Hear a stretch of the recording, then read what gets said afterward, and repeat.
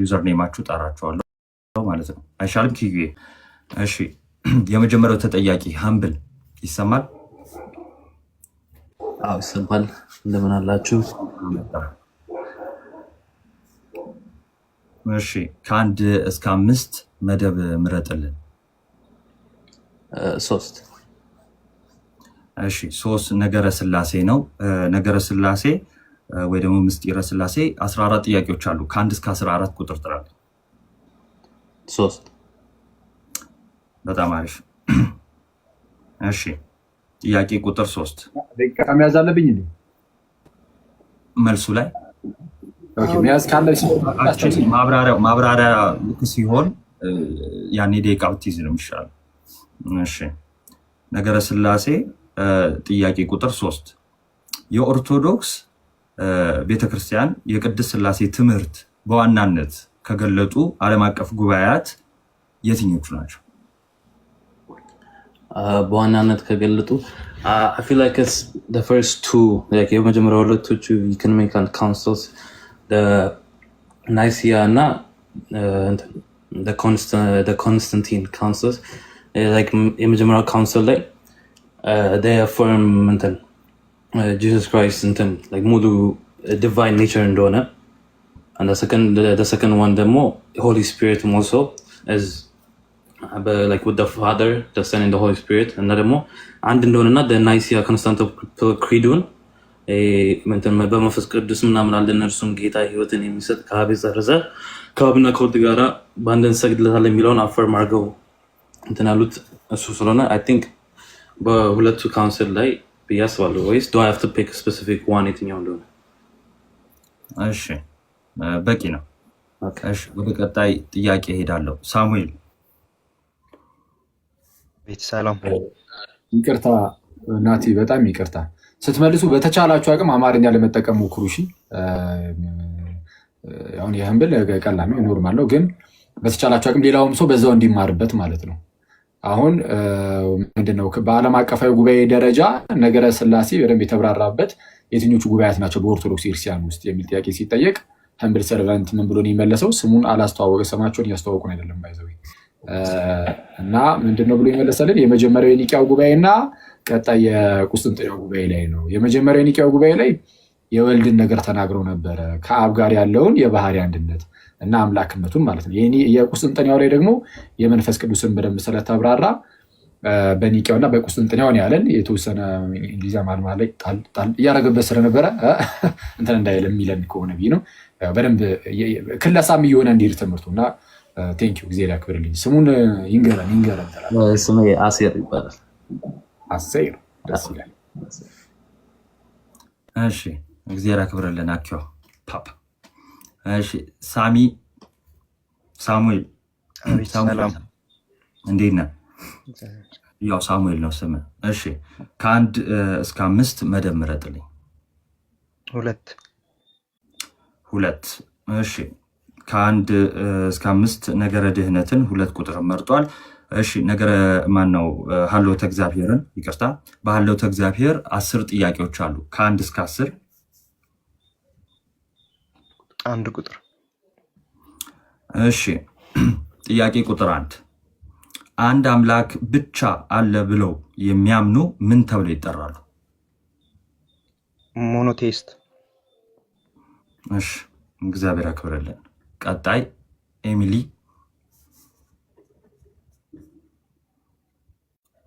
ኤሚሊ ነው የሚለዋ። ልክ እንዴት ናችሁ? ኤሚሊ። እሺ ኤሚሊ ይባላል። ኤሚሊ ነው ስምሽ? ያ አይ አክቹሊ ስሜ ህያብ ነው፣ ግን በኤሚሊ ጥሩ። እንኳን ደህና መጣሽ። እሺ እንኳን ደህና ቆያችሁ። እሺ ከ1 እስከ 5 መደብ ምረጭልኝ። 1 ቁጥር። 1 ቁጥር። እሺ 1 ቁጥር ነገረ ድህነት። በነገረ ድህነት ውስጥ 13 ጥያቄዎች አሉ። ከ1 እስከ 13 ተራ ቁጥር ጥሪልኝ። 1 ቁጥር። ጥያቄ ቁጥር 1 ሰው ለመዳን ምን ማድረግ አለበት?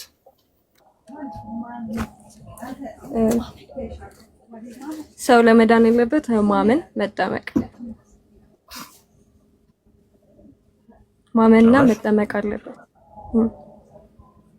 እሺ እግዚአብሔር ያክብርልህ። እሺ ኤርሚ እመጣለሁ ተመልሼ። እሺ አንዳንድ ጥያቄ እየተጠየቅን እንደዚህ ደግሞ ተመልሼ ስለምመጣ ሁላችሁም አንዳንድ ጠይቄ ነው የምመለሰው ማለት ነው። ነጥብ እየያዝን ነው። እሺ ሰዎች ናኬም ያዝ ትላለህ። እሺ ኤርሚ አለ?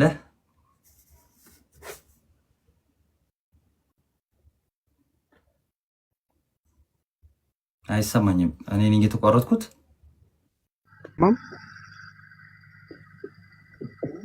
እሺ አሁን መጥተሃል። እንኳን ደህና መጣ።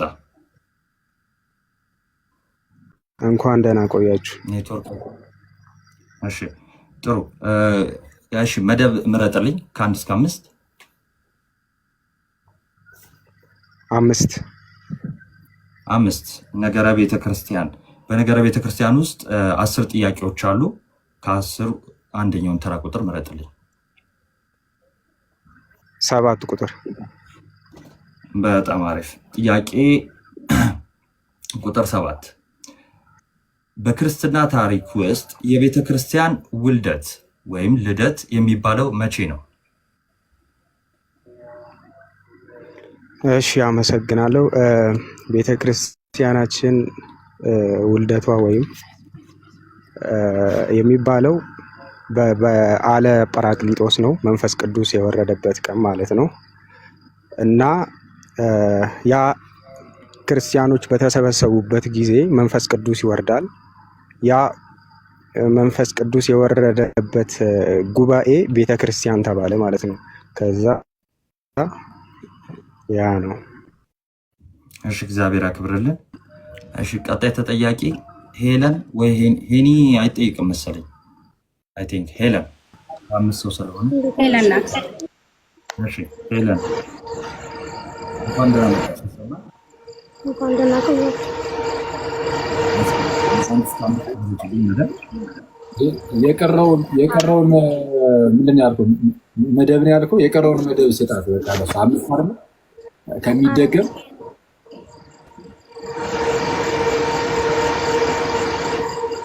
እሺ የቀረው መደብ አለ። ከ1 እስከ 5 አራት ይቀራል። እሺ ጥሩ። ከአሁን በኋላ የሚጠየቁት ከዚህ በኋላ አንድ ቆይ ሄለን ሚዩት አድርጊ አንዴ። በጣም ይረብሻል። በስመ አብ ድምፁ ግን። እሺ አይ ቀጣይ ዙር ስትሄድ ከዛው ከመረጡት መደብ ላይ ነው ጥያቄዎችን እየወሰዱ የሚሄዱት ወይስ ሌላ መደብ ደግሞ ይቀይራሉ? ሌላ መደብ ይቀይራሉ። ይቀይራሉ። በቃ ራንደም እንዲሆን ነው። አንድ ጄነር ብቻ እንዳይሆን ማለት ነው። እሺ አይ በቃ ደስ ያላል እንደዛ ነው። እሺ ከ1 እስከ 5 ምረጭልኝ ሄልዬ። 4 እሺ 4 ነገረ ክርስቶስ ነው። በነገረ ክርስቶስ 12 ጥያቄዎች አሉ። እሺ ከ1 እስከ 12 1 እሺ ጥያቄ ቁጥር 1 ጌታችንና አምላካችን ኢየሱስ ክርስቶስ ፍጹም ሰው ፍጹም አምላክ ነው የሚለውን ትምህርት በአጭሩ አብራሪ።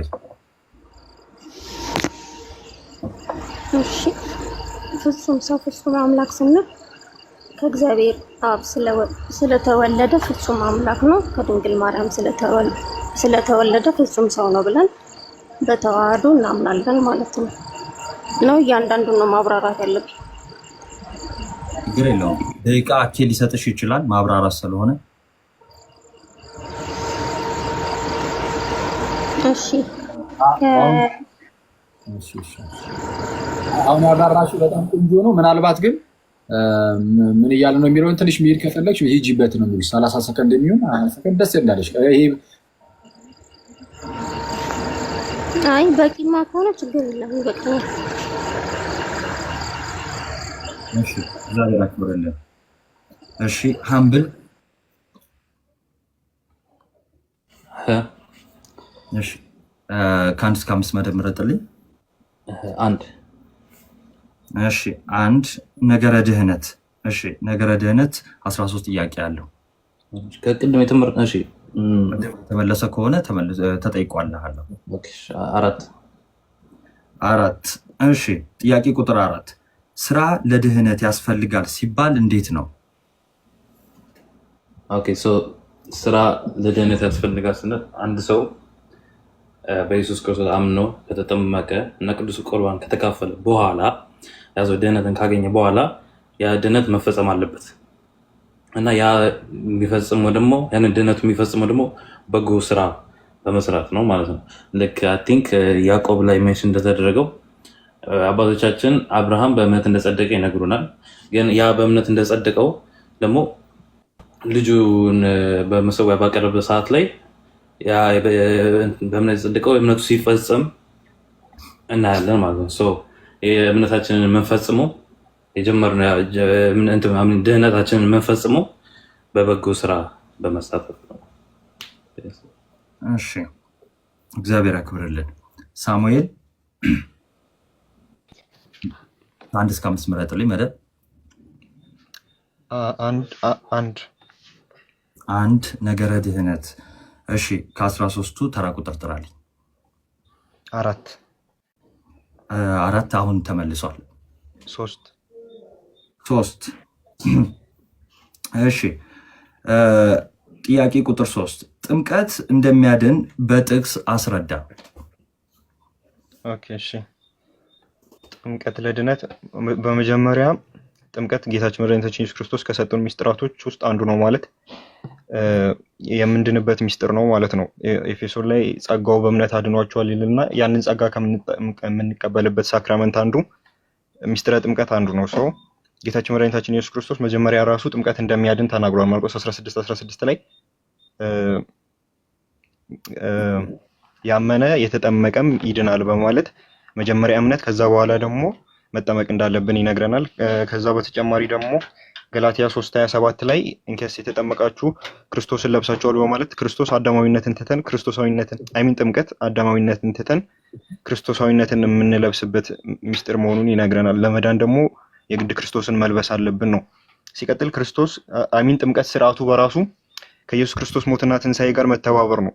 ምንድነው የኢየሱስ ክርስቶስ ሞትና ትንሣኤ ስንተባበር ስለሆነ ያንን የምንተባበርበት ደግሞ ሚስጥር ጥምቀት ነው ማለት ነው። ሮሜ 6 ላይ እንዳለው ከክርስቶስ ጋር አንድ እንድንሆን የተጠመቅን ከሞቱ ጋር አንድ እንድንሆን እንደተጠመቅን አታውቁምን ስለሚል ከሞቱ ጋር አንድ የምንሆንበት ጥምቀት ነው።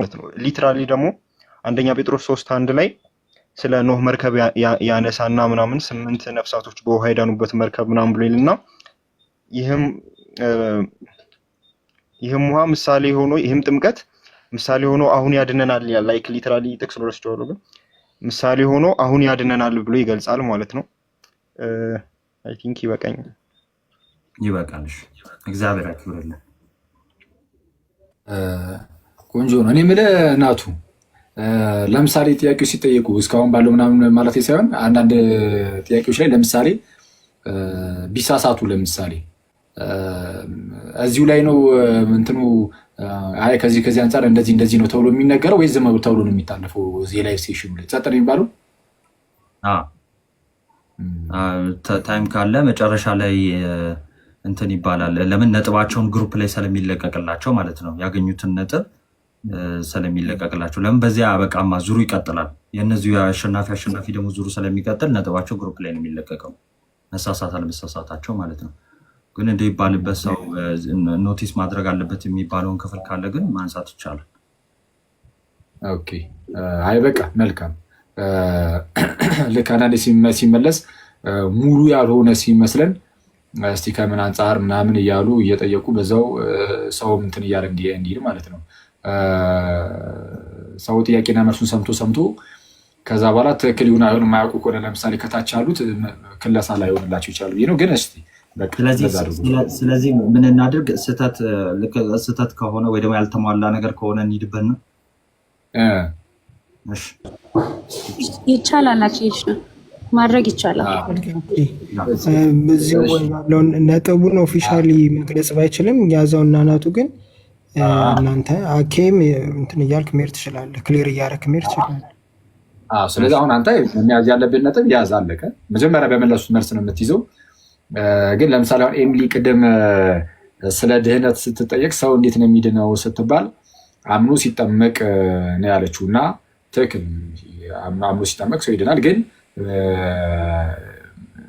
ምንድነው አሁን ይሄኛው መዳን የትኛው መዳን ነው? እንደ አጠቃላይ መዳን ከተጠየቀ ምንድን ነው የሰው ልጅ እንዲድን ፍጹም የሆነ ድህነትን እንዲያገኝ ከሆነ በተለይ ጥያቄው ማለት ነው ምንድን ነው የሚያስፈልገው የሚለውን እስቲ አንዴ ከምን አንጻር ነው ድህነትን የተረዳሽው?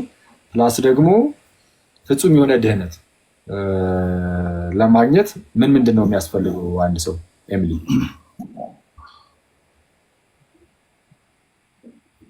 እምነት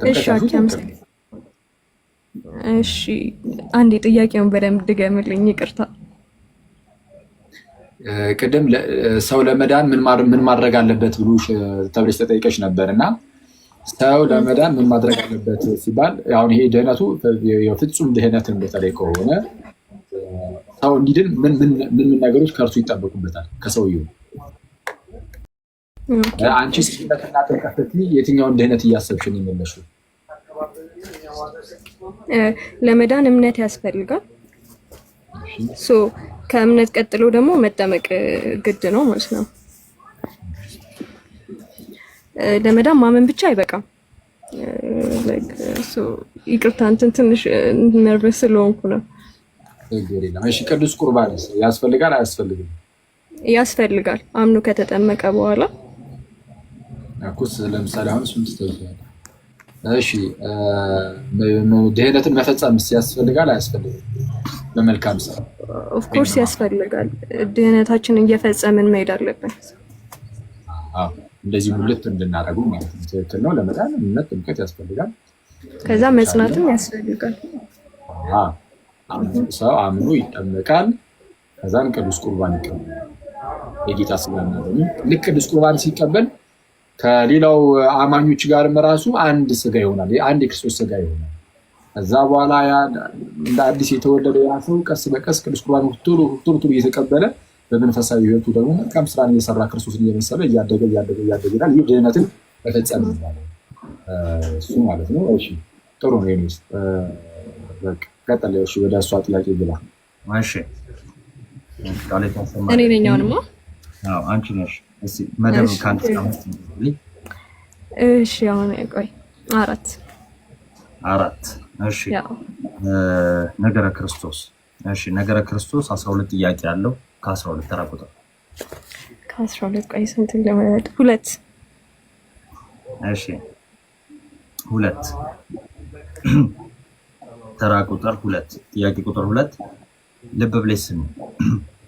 ነገር ግን የሆነ ሁሉ በክርስቶስ ከራሱ ጋር ካስታረቀን የማስታረቅንም አገልግሎት ከሰጠን ከእግዚአብሔር ነው፣ በእኛም የማስታረቅ ቃል አኖረ። ሁለተኛ ቆሮንቶስ 5:18-19 ድረስ ያለ ቃል ነው። ይሄንና ሮሜ 8:34 እንዴት ነው ልንረዳቸው የሚገባው? ሮሜ 8:34 ምንድን ነው? እስቲ ድጋሚ ይቅርታ ድጋሚ። ኦኬ፣ እሺ፣ ክፍሉ ሁለተኛ ቆሮንቶስ 5 ላይ የሚገኝ ነው። ምን የሚል ነው? ነገር ግን የሆነ ሁሉ በክርስቶስ ከራሱ ጋር ካስታረቀን የማስታረቅንም አገልግሎት ከሰጠን ከእግዚአብሔር ነው፣ በእኛም የማስታረቅ ቃል አኖረ ይላል። ይህን ክፍልና ሮሜ 8:34 ስለኛ የሚማልደው የሚለው ክፍል ማለት ነው። ላንብልሽ እሱን ክፍል አውጥቼ በደንብ ግልጽ እንዲሆን ሮሜ 8:34ን ላንብልሽ። ሮሜ 8:34 እንዲህ ይላል። ነጥብ ማነው ደቂቃ ትሰጣታላችሁ። የሞተው ይልቁንም ከሙታን የተነሳው በእግዚአብሔር ቀኝ ያለው ደግሞ ስለኛ የሚማልደው ክርስቶስ ኢየሱስ ነው የሚለውን እነዚህን ሁለት ጥቅሶች የመጽሐፍ ቅዱስ ክፍል እንዴት ነው የምትረዳው?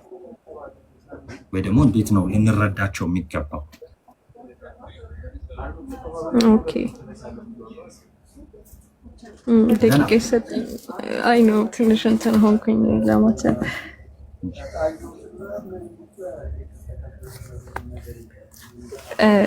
እንትን አላገልኝም፣ ትንሽ ግልጽ አልሆነልኝም። ማለት ጥቅሱን እኔ ወይም ከመጽሐፍ ቅዱስ ላይ እንዴ ላውጣው ጠገቤ ባይብል ስላለ ይሰማል። ናቱ ይሰማል።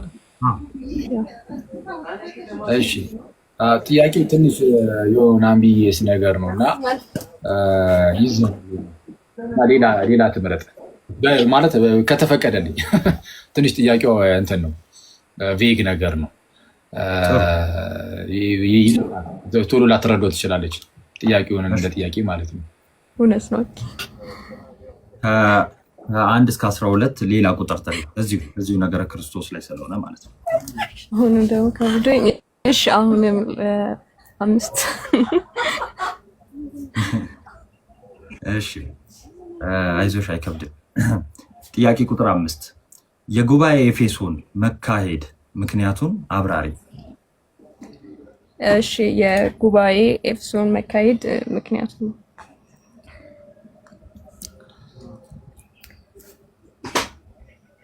ጉባኤ ኤፌሶን ቆይ አንዴ ላስታውሰው። እውነት አውቀዋለሁ ላስታውሰው። እሺ ጉባኤ ኤፌሶን በ431 ዓመተ ምህረት ነው የተደረገው እና የጉባኤ ኤፌሶን ዋናው መካሄድ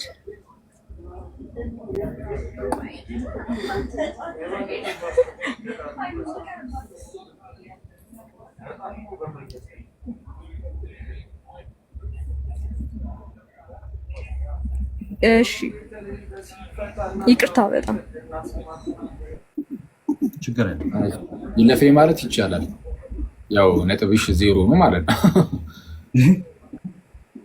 አዎ ነጥብ ይወድቃል። ኧረ አይለፈኝ እና ቁጭ ብለን አንቺን እየጠበቀን እንደር ታይም እያያዛችሁ ነው። ግን ኦኬ ፌር ነውና ለሌሎችም ያው ደቂቄ ስለሆነ ችግር የለም። ባንዴ እንትን ነው የንስጥሮስ ክህደት ነው የመካሄዱ ዋናው ነው። የንስጥሮስ ክህደት ነው። ምንድነው ክህደቱን ምን ትልበል? እሺ እሺ ይለፈኝ። በቃ እሺ ይሄንን ጥያቄ ሌላ ሰው ይመልሰዋል ወይስ እኛው እዚሁ ጋር ትንሽ ነገር ብለንበት እንለፍ? መመለስ ይችላል አለው እዚህ ጋር መመለስ ይችላል።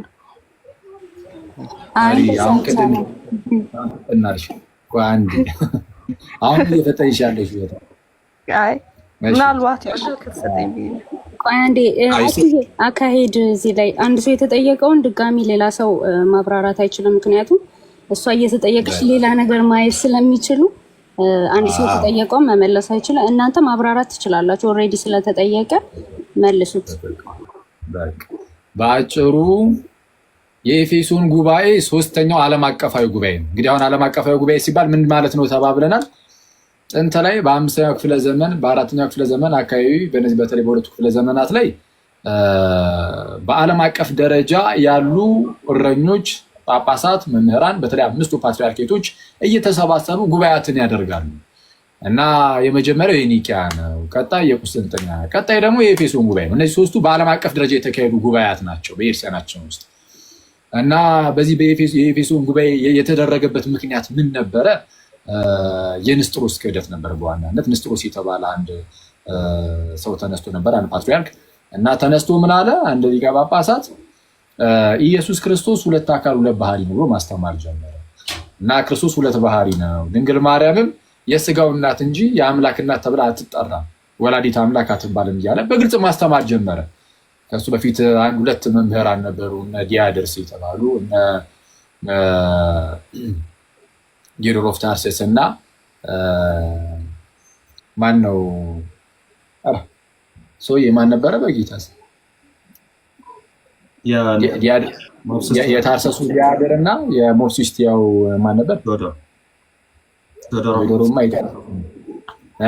ቴዎዶር ኦፍ ሞርሲስቲያ የንስጥሮስ አስተማሪ ቴዎዶሮስ።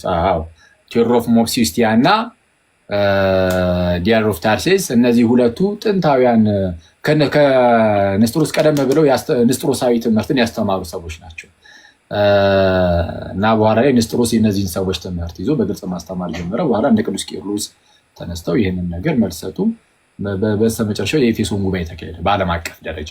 ስለዚህ በዓለም አቀፍ ደረጃ የተካሄደው የኤፌሶን ጉባኤ ምክንያቱ የንስጥሮስ ክህደት ሲሆን ክህደቱም ክርስቶስ 2 አካል 2 ባህሪ በማለቱ እመቤታችንም ወላዲት አምላክ አይደለችም በማለቱ ነው ባጭሩ። እሺ ቀጥል።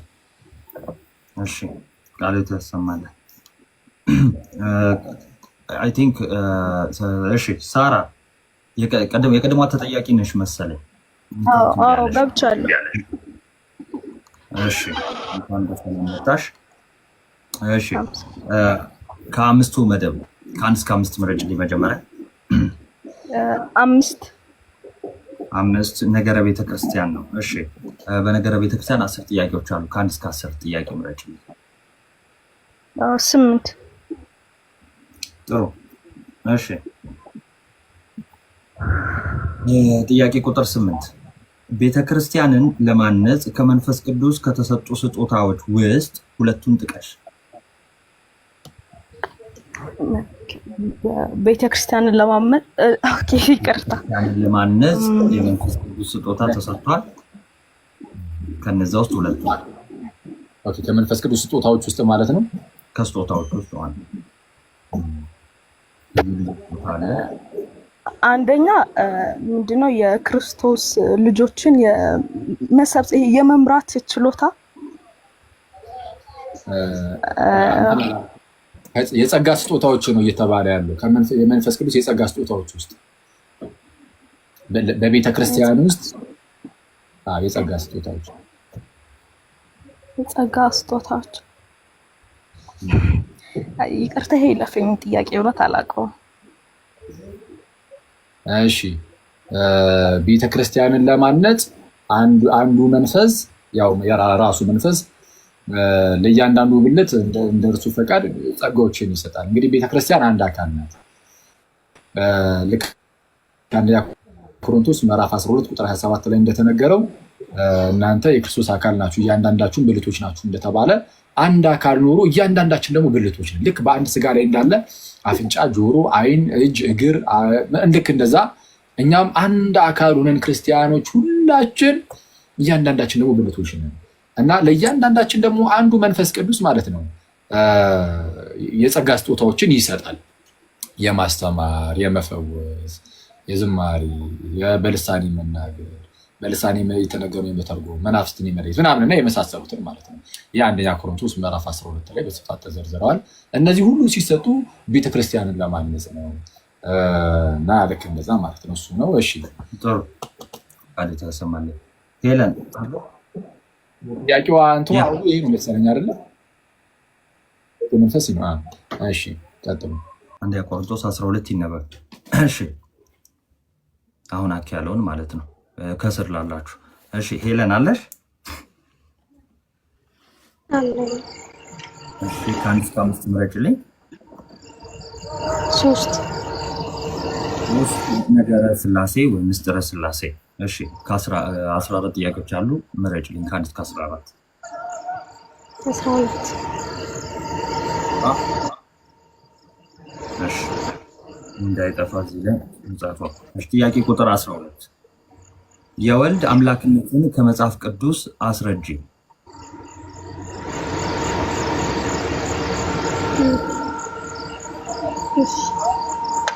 ዮሐንስ 1:1 ላይ ዮሐንስ ወንጌል 1:1 ላይ በመጀመሪያ እግዚአብሔር ቃል ነበረ፣ ቃልም ከእግዚአብሔር ዘንድ ነበር፣ ቃልም እግዚአብሔር ነው ይላልና የሚረብሽ ድምፅ አለ። ትንሽ ቶሎ ካልሽ ችግር የለውም። ወደ እንትን ታደርገው እና ቃልም እግዚአብሔር ነበረ ስለሚል እግዚአብሔር ነው ብለን ልንወስድ እንችላለን። ሌላ ምን ጨምራለህ? ሌላ ዕብራውያን 1:2 ላይ ዓለማቱን በፈጠረው በልጁ ሌላው ጥቅስ ሙሉ ስላልሸመደድኩ አላውቅም። ጥቅሶቹን ቃል በቃል እንትን ባቲም ሀሳቦቹን የምታውቂያቸውን ሀሳቦች መናገር ይቻላል። የምጨምሪው ካለ አሁንም ጨምሪ ሀሳቦቹን ቢያንስ። አሁን ለምሳሌ ዕብራውያን 1:2 ብለሽ ዓለማትን በፈጠረበት በልጁ በቃ ይህ ቃል በቃል ነው ራሱ እንደሚያሹ ማለት ይቻላል እና ቆንጆ ነው። ሌላም እንደዚህ የምታስታወሽው በሀሳብ ደረጃ ምናምን ካለ የመጽሐፍ ቅዱስ ክፍሉን እየተናገርሽ ቢያንስ ቃል በቃል ባቲም ሀሳቡን እንድትይው ማለት ነው። እሺ ቲቶ 2:13 ላይ አምላካችን መድኃኒታችን ኢየሱስ ክርስቶስ ምናምን ያለ የሚቀጥለው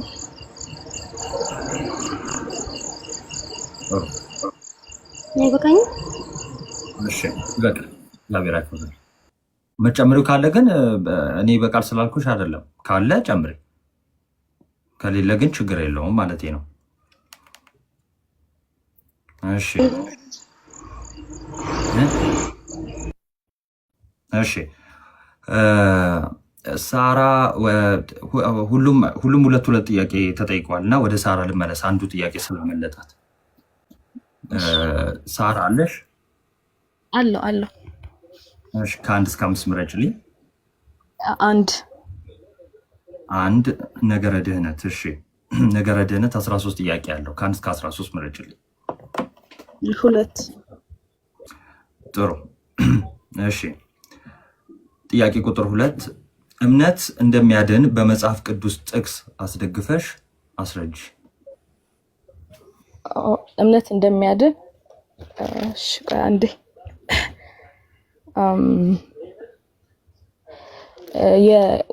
ወደ ኤፌሶን ሰዎች ምዕራፍ 2 ከቁጥር 8 እስከ 9 ላይ በክርስቶስ ታምነን እንደምንድን ማለት በስራ እንዳንመካ ያስረዳናል። እዛ ላይ ይሄ ነው። እሺ መጨመሪያለ? አይ ይሄ ነው ያስታወስኩት። እሺ ጥቅሱን የጠቀሰችውን ጥቅስ ላንብና አኪ የምትለው ካለ እንትን ይባል። ኤፌሶን 2:8 ላይ ጸጋው በእምነት አድኗቸዋልና ይህም የእግዚአብሔር ስጦታ ነው እንጂ ከእናንተ አይደለም፣ ማንም እንዳይመካ ከስራ አይደለም የሚለው ክፍል ነው። አዎ ጥሩ ነው። ኤፌሶን 2:8 ላይ ጸጋው በእምነት አድኗቸዋል፣ ይህም የእግዚአብሔር ስጦታ ነው እንጂ ከእናንተ አይደለም፣ ማንም እንዳይመካ ከስራ አይደለም ብሏል። ስለዛ እምነት ለድህነት እንደሚያስፈልግ ይህ በጣም በግልጽ የተቀመጠበት ክፍል ነው። ግን ስለ እምነት መጽሐፍ ቅዱሳችን በጣም በሰፊው ይናገራል። ጌታችን ኢየሱስ በጣም ፌሚሊየር የሆነ ጥቅስ አለ አይደል እንዴ? በእርሱ የሚያምን ሁሉ የዘላለም ሕይወት እንዲኖረው እንጂ እንዳይጠፋ እግዚአብሔር አንድያ ልጁን እስኪሰጥ ድረስ ዓለምን እንዲወደው ዮሐንስ 3:16 ለምሳሌ። እዛው ጋር ዝቅ ብሎ ቁጥር 18 ላይም በእርሱ የሚያምን የዘላለም ሕይወት አለው፣ በእርሱ የማያምን ግን በአንዱ በእግዚአብሔር ልጅ ስም ስላላመነ አሁን ተፈርዶበታል እያለ ይናገራል። እዛው ዮሐንስ ወንጌል መለስ ብለን ምዕራፍ 1 ቁጥር 12 ላይም ከቁጥር 11 ጀምሮ ወደ ገዛ ወገኖቹ መጣ፣ የገዛ ወገኖቹ ግን አልተቀበሉትም። ለተቀበሉት ግን በስሙም ለሚያምኑት ለእነርሱ የእግዚአብሔር ልጆች የሆኑ ዘንድ ስልጣን ሰጣቸው እያለ ይናገራል። ቅዱስ ጳውሎስ እንደዚሁ በሮሜ መልእክቱ ላይ በጣም በሰፊው ምዕራፍ 3 ምዕራፍ 4 በጣም በሰፊው ይናገራል። ለምሳሌ ምዕራፍ 3 ከቁጥር 23 ጀምረን ስንመለከት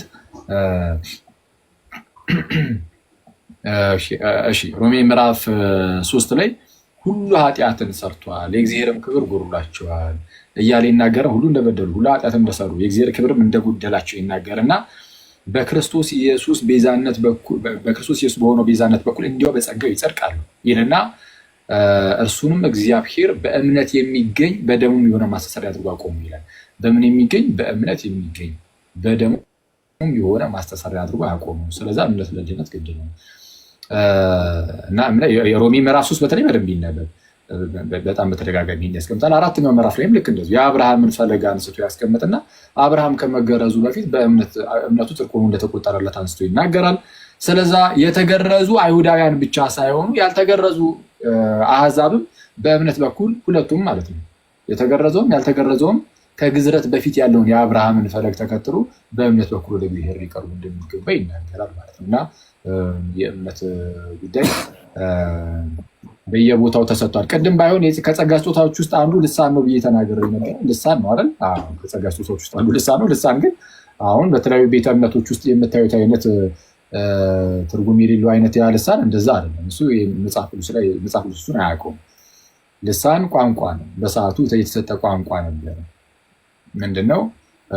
ለምሳሌ የአማርኛ፣ ትግርኛ፣ ኦሮምኛ ምናምን ግዕዝ ምናምን ልክ እንደሚባለው ልክ እንደዚህ አይነት ቋንቋ እንግሊዝ ምናምን እንደሚባለው ልክ እንደዛ ቋንቋ ተሰጥቶ ነበር ለሐዋርያት ሥራ ምዕራፍ 2 ላይ እንደተነገረው ማለት ነው። እና ያ ነው ልሳን ማለት ወንጌል በየቦታው እንዲዳረስ ሰዎች ይህንን አይተው አምነው ወደ ጌታ ቤተክርስቲያን ወይም ወደ ጌታ መንግስት እንዲመጡ ምናምን እንደ ምልክትም ሆኖ የተሰጠ ነበረ። የሆነ ሰዓት ላይ ፌድ እያደረገ ሲል እናያለን። ልክ እንዳጀማመሩ አይደለም ማለት ነው። እሺ ቀጥል ነው። እሺ ቃል ታሰማለን። እሺ ሁለት ተጠይቀዋል። አንዳንድ እንጨምራለን። ሀምብል አለ ከቻለን ቶሎ እናፍጥነው። እሺ ሀምብል። እሺ ከአንድ እስከ 5 ምረጥልኝ። አንድ። እሺ 13 ጥያቄ አለ። ቁጥር ጥራልኝ። ሁለት ተጠይቋል። አሁን 5። ጥሩ 5። እሺ የመዳንን ሂደታዊነት በመጽሐፍ ቅዱስ አሳይ። እሺ መዳን በ3 ይከፈላል በእኛ ቤተክርስቲያን ውስጥ። እሱም ድነናል፣ እንድናለን፣ ደግሞ ድነናል፣ እየዳንን ነው፣ እንድናለን። ድነናልን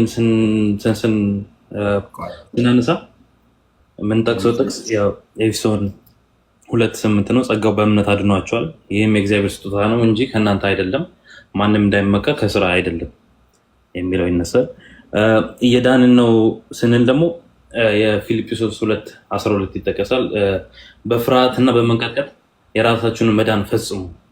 ይህም ያስረዳናል። ድነት የሚጀምርና የሚፈጸም ነገር እንደሆነም ያሳየናል።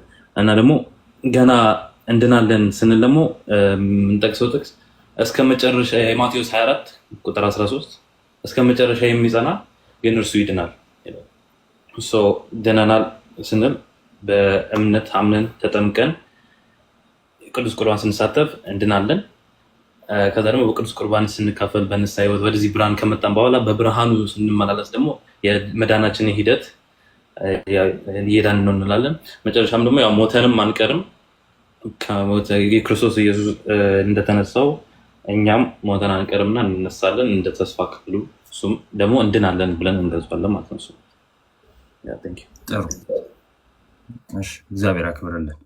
ሳሙኤል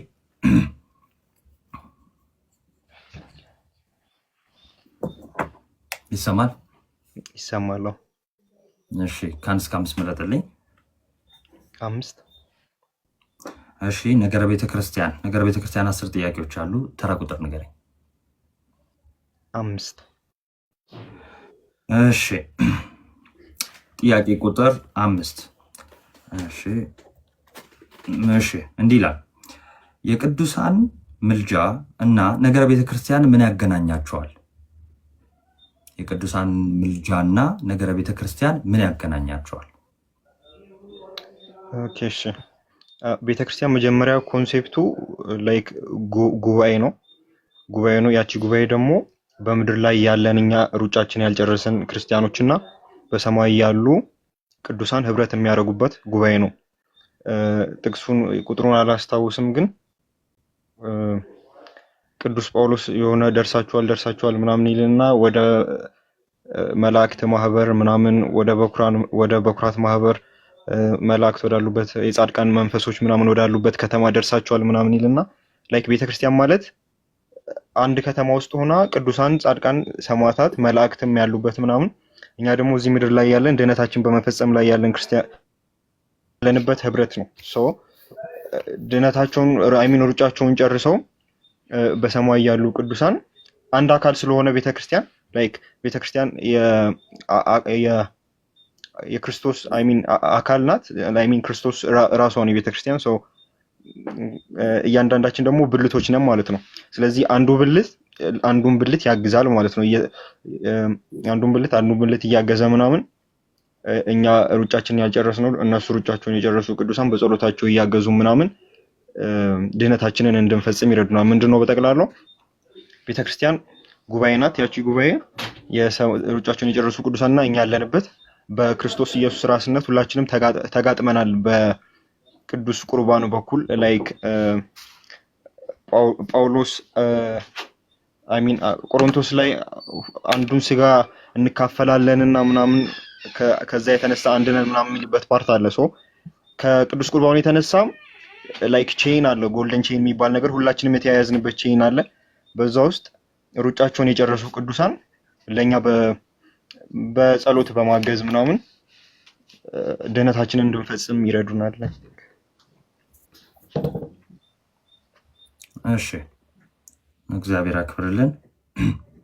አሁን እንግዲህ በቃ የሚጨምረው ነገር ኖሮ አይደለም። በጣም ቆንጆ ነው። ምናልባት አርቲኩሌት ለማድረግ ያህል ሰማው ለሰው ጆሮ እንትን በሚል መልኩ ምንድን ነው ነገረ ቤተክርስቲያንና ምልጃን የሚያገናኘው?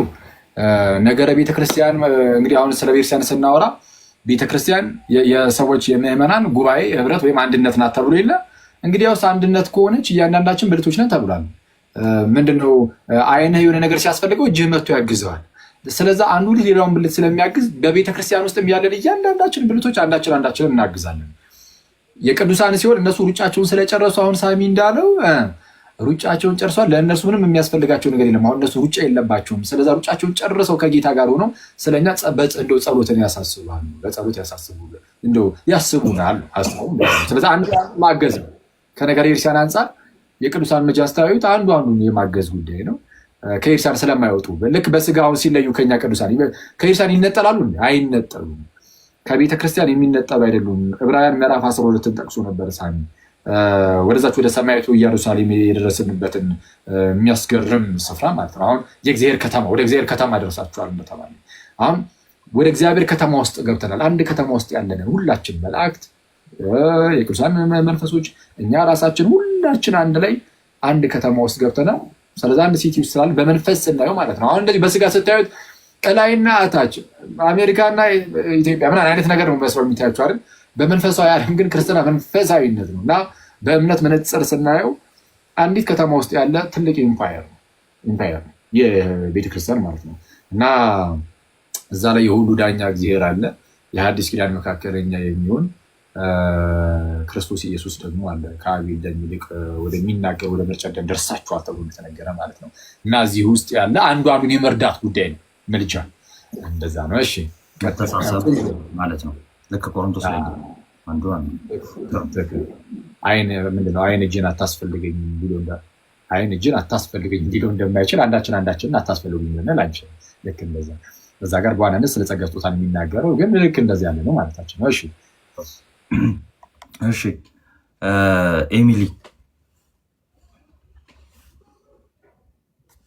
ኤሚሊ አለሽ? ይሰማል አይሰማም? እሺ ወደ ሳራ ልሂድ። ኦኬ መጣሽ? አይሰማም ድምፅሽ? ኮኔክሽን ነው መሰለኝ። ይሰማል አሁን? እኔ ጋር ይሰማል። እሺ አሁን ይሰማሻል? እሺ ከ1 እስከ 5 ምረጭልኝ።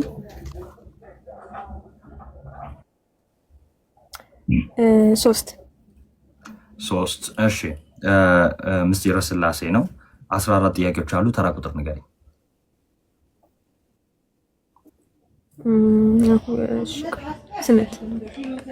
ተራ ቁጥር 8። እሺ እንዲህ ይላል።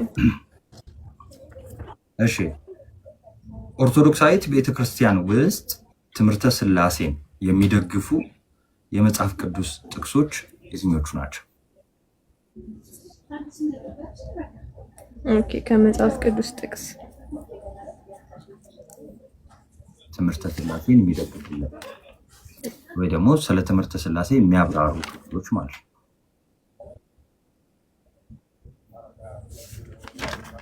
እሺ እየገለጥሽ ነው እንዴ?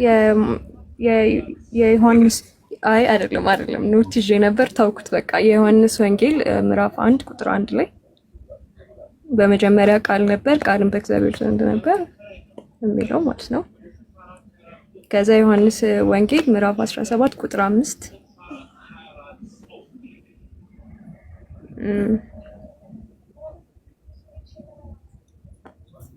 እነዚህ ናቸው ለጊዜው ማስታወስ የቻልኩት። ሁለተኛ ጥቅስ ኦኬ ደግማለች፣ ተቋርጣብኝ ነበረ። ዮሐንስ ወንጌልና ምንድን ነው ያለችው? ሁለተኛ ጥቅስ አልኩኝ እኮ ዮሐንስ ወንጌል ምዕራፍ 17 ቁጥር 5 ላይ እንጨምራለን። ቆይ አንድም አስታወስኩ። ዮሐንስ ወንጌል ቁጥር 14 ምዕራፍ 14 ቁጥር 16 ላይ ምንድን ነው የሚለው? እነዚህ ሶስቱ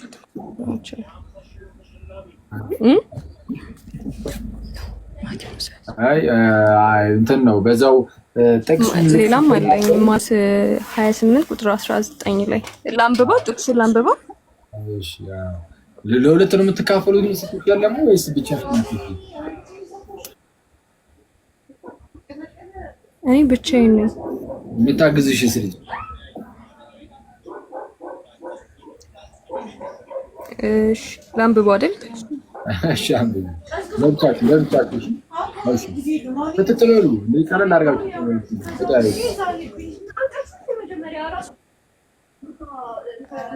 እሺ የማቴዎስ ወንጌል ምዕራፍ 28 ቁጥር 19 ላይ ደግሞ እንግዲህ ሂዱና አሕዛብን ሁሉ በአብ በወልድ በመንፈስ ቅዱስ እያጠመቃችሁ ደቀ መዛሙርቴ አድርጓቸው የሚለው ጭምር። እሺ በት የተወሰነ አይደል? በቂ ነው መሰለኝ። ያ እንግዲህ የሥላሴን ትምህርት የሥላሴ ትምህርትን የምናስረዳባቸው የመጽሐፍ ቅዱስ ክፍሎች በጣም በርካታ ናቸው እንደሚታወቀው። አሁን ኤምሊ ካለቻቸው ውስጥ የመጀመሪያ ቃል ነበረ፣ ቃልም በእግዚአብሔር ዘንድ ነበረ፣ ቃልም እግዚአብሔር ነበረ የሚለው እነዚህ አሁን ቃል ከእግዚአብሔር ጋር ነበረ ወይም በእግዚአብሔር ዘንድ ነበረ ስለሚል ቃል ከእግዚአብሔር የተለየ አካል እንደሆነ ያሳያል። ከእግዚአብሔር የተለየው ያ አካል ቃል ራሱ ደግሞ እግዚአብሔር እንደሆነ እዛው ጋር ቃልም እግዚአብሔር ነበረ ብሎ ስለሚናገር ቃል የተለየ አካል ግን ደግሞ እግዚአብሔር እንደሆነ ደግሞ አሳይቶናል። ሌላ እግዚአብሔር ነበረ አይደለም ጋር የሚለው ቃልም ሌላ እግዚአብሔር ነበረ አይደለም። ምክንያቱም ቃል ሌላ እግዚአብሔር አይደለም፣ ከአብ ጋር አንድ እግዚአብሔር ስለሆነ ቃልም እግዚአብሔር ነበረ ብሎ ነው የሚናገረው። ሌሎች ክፍሎች በጣም በርካታ ናቸው። እነዚህ ዮሐንስ 17 ላይ የሚተባለው ዓለም ሳይፈጠር በአንተ ዘንድ በነበረኝ ክብር አንተ በራስ ዘንድ አክብረኝ ይላል። ዓለም ሳይፈጠር በአንተ ዘንድ በነበረኝ ክብር፣ ስለዚህ ዓለም ሳይፈጠር በእርሱ ዘንድ ክብር ነበረው። ስለዚህ አካል የሌለው ነገር ክብር ነበር ኑሮ ተቀምጧል አይባልም። ስለዚህ ዓለም ሳይፈጠር በአንተ ዘንድ በነበረኝ ክብር አንተ በራስ ዘንድ አክብረኝ ብሎ ሲናገር ነው ያለን ጌታችን ኢየሱስ። ከመንፈስ ቅዱስ ጋር በተያያዘም እነዚህ ዮሐንስ ወንጌል ምዕራፍ 14 ምዕራፍ 15 ምዕራፍ 16 እነዚህ በተለይ ሶስቱ የማጽናኛ ምዕራፎች ይባላሉ። ጌታችን ተለይቷቸው ሊሄድ ስለሆነ ሐዋርያቱን ግን ደግሞ መንፈስ ቅዱስ ይልክላቸዋል። ወላጆች እንደሌላቸው ልጆች እንደዚህ አይተዋቸው። ስለዚህ ምን እያለ ይናገራቸዋል? ምንድነው አብ ደግሞ እኔም አብን እለምነዋለሁ ሌላ አጽናኝን ይሰጣችሁ ዘንድ ይላል። ኦኬ ሌላ አጽናኝን ይልክላችሁ ዘንድ መንፈስ ቅዱስን ማለት ነው። ሌላ አጽናኝ ብሎ የሚጠራው ከአብም ከወልድም ሌላ የሆነ ማለት ነው። ወይም ከወልድ ሌላ ዘንድ አብ ነው የሚልከው ራሱን አይልክም መቼስ አብ። ስለዚህ ከአብም ሌላ ማለት ነው። ሌላ አጽናኝን ይሰጣችሁ ዘንድ እለምናለሁ ብሎ ሲናገር አይተናል። ስለ መንፈስ ቅዱስም ሌላ የጠቀሰችው ምንድነው? የማቴዎስ ወንጌል ምዕራፍ 28 በአብ በወልድ እና በመንፈስ ቅዱስም እያጠመቃችኋቸው ደቀ መዛሙርት አድርጓቸው ይላል። አብ ወልድ መንፈስ ቅዱስ ብሎ ሶስቱንም አካላት ይጠራና ከዛ በኋላ ስም ይላል። ስሞች ሳይሆን ስም ይላል። የአብ ወልድ መንፈስ ቅዱስን በአንድ ስልጣን ሲጠራ ማለት ነው። አንድ ስልጣን እንዳላቸው ሲናገር በአብ በወልድ በመንፈስ ቅዱስ ስም ብሎ ይናገራል። ለምሳሌ በጠቅላይ ሚኒስትሩ ስም እንዲህ ተደረገ ቢባል በእርሱ ስልጣን ማለት ነው። በጠቅላይ ሚኒስትሩ ስም እንዲህ ተደረገ ቢባል በእርሱ ትእዛዝ፣ በእርሱ ስልጣን ማለት ነው። ስለዛ በአብ በወልድ በመንፈስ ቅዱስ ስም ሲባል በአብ ወልድ መንፈስ ቅዱስ ስልጣን ማለት ነው። ስም የሚለው ስልጣን ያመለክታል፣ አንድነትን። ስሞች ስላላለ አንድ ስልጣን እንዳለ ያመለክታል። ቅዱስ አትናቴዎስ በዚህ መልኩ የሥላሴን ትምህርት ያስረዳል። ሌሎች በጣም በርካታ ክፍሎች አሉ። ያው የጠቀሰችው ይህንን ስለሆነ ለጊዜው ይህችን ተጠቅሳ ካለፈ በቂ ነው። እሺ ቃልት ያሰማልን። እሺ ሄለን ሳራ ወርዳለች። ኔትወርክ ነው የሚሆነው። ሄለን አለሽ? ሶስተኛ ጥያቄ ሄለን ከአንድ እስከ አምስት ምረጭልኝ። ሁለት እሺ ሀልዎተ እግዚአብሔር 10 ጥያቄዎች አሉ ከአንድ እስከ 10።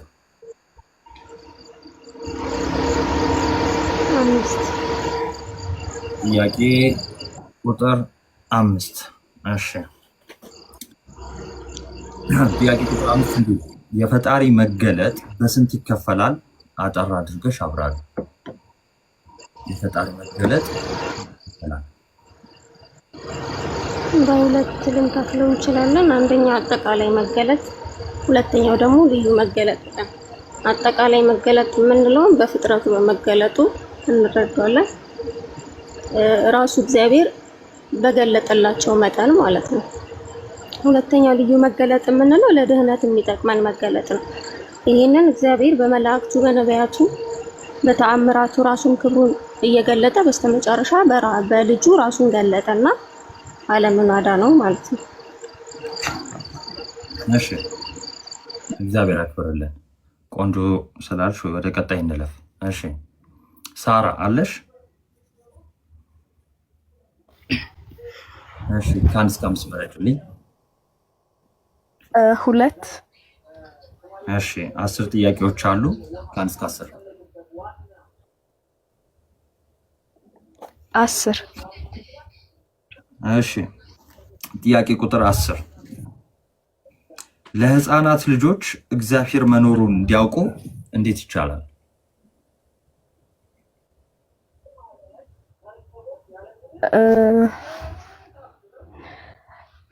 ምናልባት ያው በተለምዶ እንደሚባለው ህፃናቶች ሲጫወቱ ሲስቁ ምንድነው ጥያቄው? እስቲ ለህፃናት ልጆች እግዚአብሔር መኖሩን እንዲያውቁ እንዴት ይቻላል? እሱ ልጆች እያሉ በተለይ በአራስነት እድሜያቸው መነጋገር በማይችሉበት ጊዜ እኛ በማናየው መልኩ እንደሚታያቸው ይነገራል። እያደጉ ማለት ሙሉ ለሙሉ ራሳቸውን ባይችሉም ግን እያደጉ ማውራት መረዳት የሚችሉበት እድሜ ላይ ሲደርሱ ደግሞ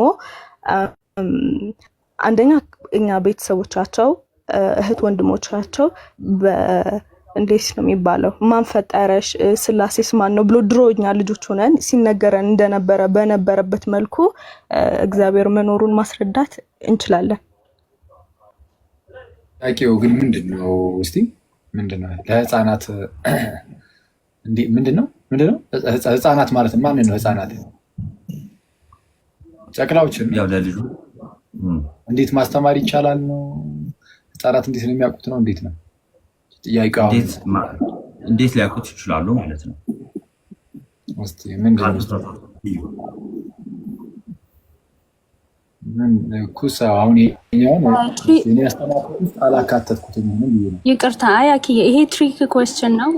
አንተ ውስጥ ያለ አይደለም። እኛ ትሪኪ ብለን ያስገባነው ነው። ሌሎችም አሉ ትሪክ ኩዌስችኖች እና ህፃናት እግዚአብሔር መኖሩን እንዴት ሊያውቁ እንዴት ልናስረዳቸው እንችላለን ነው መልሱ እዛው ላይ ያለ። እንግዲህ እናቱ ያየውን አይቶ ነጥብ መስጠት ይችላል። ግን አንተ ያስተማርካቸው ውስጥ አይደሉም። እንደ ትሪኪ ብለን ያስገባነው ነው። እንደ ጄነራል ማለት ነው። እሺ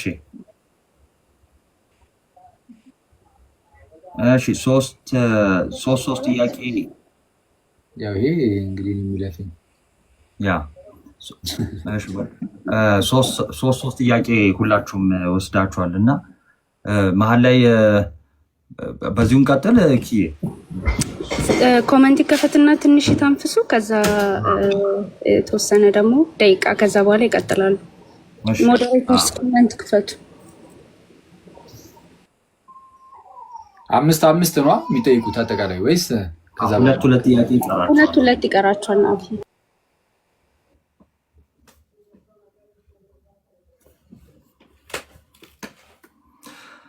እሺ የእረፍት ሰዓት እና እንዴት ናችሁ? ሀኪዋ ባይዘዌ ይሰማል አሏ ትሰማለህ? አትሻ የቀድሙ ላይ የሮሜ ሜቢ መጨረሻ ላይ ወይ እንሄድበታለን ብዬ አስቤ ነው። ሀኪዋ የትኛውን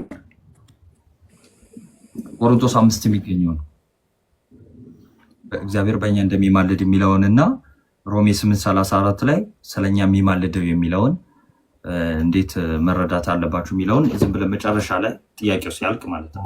እግዚአብሔር በእኛ እንደሚማልድ ስለ ክርስቶስ መልእክተኞች ነን የሚለው እና እንዴት እሱን እንዴት የምትረዱት ነው እንደ ጥያቄው። ያ ትንሽ እኮ አሁን እግዚአብሔር በክርስቶስ ሆኖ ዓለምን ከራሱ ጋር ያስታረቅ ነበረ፣ የማስታረቅንም ቃል በእኛ አኖረ የሚል ቃል ተጠቅሶ ከሮሜ 8:34 ጋር እንዴት ነው የሚታረቁ አይነት ነገር ያለ እንደዛ ስለመሰለኝ ትንሽ እንትን እንዳይል በሚለው ነው። በቃ ጥሩ ሁለቱ ላይ አሁን ምልጃም የሚልም ስላለ የጥያቄው ዓላማ ምንድን ነው? አሁን እንደዚህ አይነት ነገር ስናገኝስ እንዴት ነው የምንረዳው የሚለው ነው። ፕላስ ደግሞ በእኛም አኖረ ይላል የማስታረቅን ቃል እና ያንንም እንዴት ነው የሚለውንም በዛው ዝም ብለን አያይዘን መጨረሻ ላይ እንሄዳለን ማለት ነው። ባይዘ ይሄ ክፍል ያው የረፍት ሰዓት ነው ብዬ ነው። ባይዘ ይሄን ክፍል አንዳንድ ሰዎች የቃላት እንትን ነው ምናምን የሚል ነገር ላይቭ ላይ ገጥሞኝ ነበረ እኔም ራሱ ማለት ነው። እንደሚማለድ እና እንደሚማልድ የሚለው ይሄ የቃላት መጽሐፍ ቅዱሱ ላይ ተሳስቷል የሚል ነገር አንዳንድ ሰዎች ያነሳሉ። ቃሉ በቃል ደረጃ እንደሚማልድ ነው የሚለው ማለት ነው። እሱን መጨረሻ ላይ እንደሚማለድ አይደለም። ይሄ ል እና ለ ነው ምናምን የሚል ነገር የሆነ ጊዜ እዚህ ላይቭ ላይ ጋዲሳ ቤት ከፍተን እንትን ብለናል። ማተሚያው እጃችን ላይ ነው ተብሎ ይሄ ደግሞ እያደረጉብን ደግሞ የሆነ ቪዲዮም አለ እንደዚህ ቃሉ ምንም ስህተት የለውም እንደሚማልድ ነው የሚለው ማለት ነው። እሺ ተንፈሳላችሁ ሰዎች ሰዓት አይ ቲንክ ቤትሻ ሰዓት ሄደ ነው። እንቀጥል ወደ ቀጣይ ጥያቄ እንሂድ። እሺ ኮሜንቱን ዝጉት። የመጨረሻው ጥያቄ ብዙ ሳልገባውም ሳራ አንድ ድል ቢሰጣት ጥሩ ይመስለኛል ነውና ቢሰራል በለዛ ዝም ይሳስበው ማለት ነው። እሺ እናትዬ ሌላ ጥያቄ እኔም እስማማለሁ። ከስመርጥና እናትዬ አንድ ዙር ሳራ አድርገን እሺ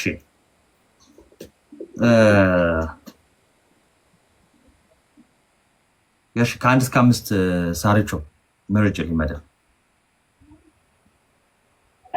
3 እሺ 3 ነገረ ስላሴ ነው። 14 ጥያቄዎች አሉ። ተራ ቁጥር ንገረኝ።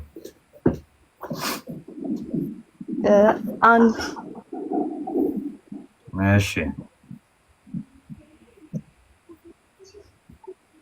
እሺ በኦሪየንታል ኦርቶዶክስ እምነት እና አመለካከት ላይ ስለ ስላሴ ምን ብለን እናምናለን?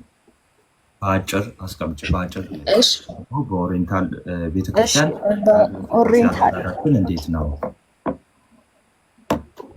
እሺ በኦሪየንታል ቤተክርስቲያን አስተምሮት መሰረት አብ አባት፣ ወልድ፣ ልጅ፣ መንፈስ ቅዱስ ደግሞ መንፈስ ቅዱስ የሰራጺ እንለዋለን። የሚሰርጸው ደግሞ ከአብ ነው ማለት ነው። ያው በቃ ባጭሩ ይሄ ነው። ከአብ ይሰርጻል ብለን እንትን እንላለን። ሲቀጥል ደግሞ ያው አብ ልብ ነው፣ ወልድ ቃል፣ መንፈስ ቅዱስ ደግሞ እስትንፋስ ነው ብለም ኦሪየንታል ታስተምራለች። እሺ እሺ ስንት አምላክ አለ ምናምን? አንድ አምላክ አለን። እሺ አንድ አምላክ አለን፣ ግን ደግሞ 3 አካል አለው ብለን እናምናለን። 3 አካል ነው እንላለን። ግን 3 አካል ስንል ደግሞ ያው በሰዋዊ አመለካከት ሳይሆን ያው የእግዚአብሔርን ነገር ማን መርምሮ መጨረስ አይችልም። ግን 3 አካል አላቸው ብለን እንላለን። 3 አካል አለ። 3ነታቸው ደግሞ በስም በግብር ስማቸው አብ ወልድ መንፈስ ቅዱስ ነው የምንላቸው። ግን ደግሞ 3 ስማቸው ስንጠራ ደግሞ አንድ አጠቃላይ መጠሪያቸው አንድ እግዚአብሔር ነው። ከዛ ደግሞ አንድነታቸው ደግሞ ምንድነው?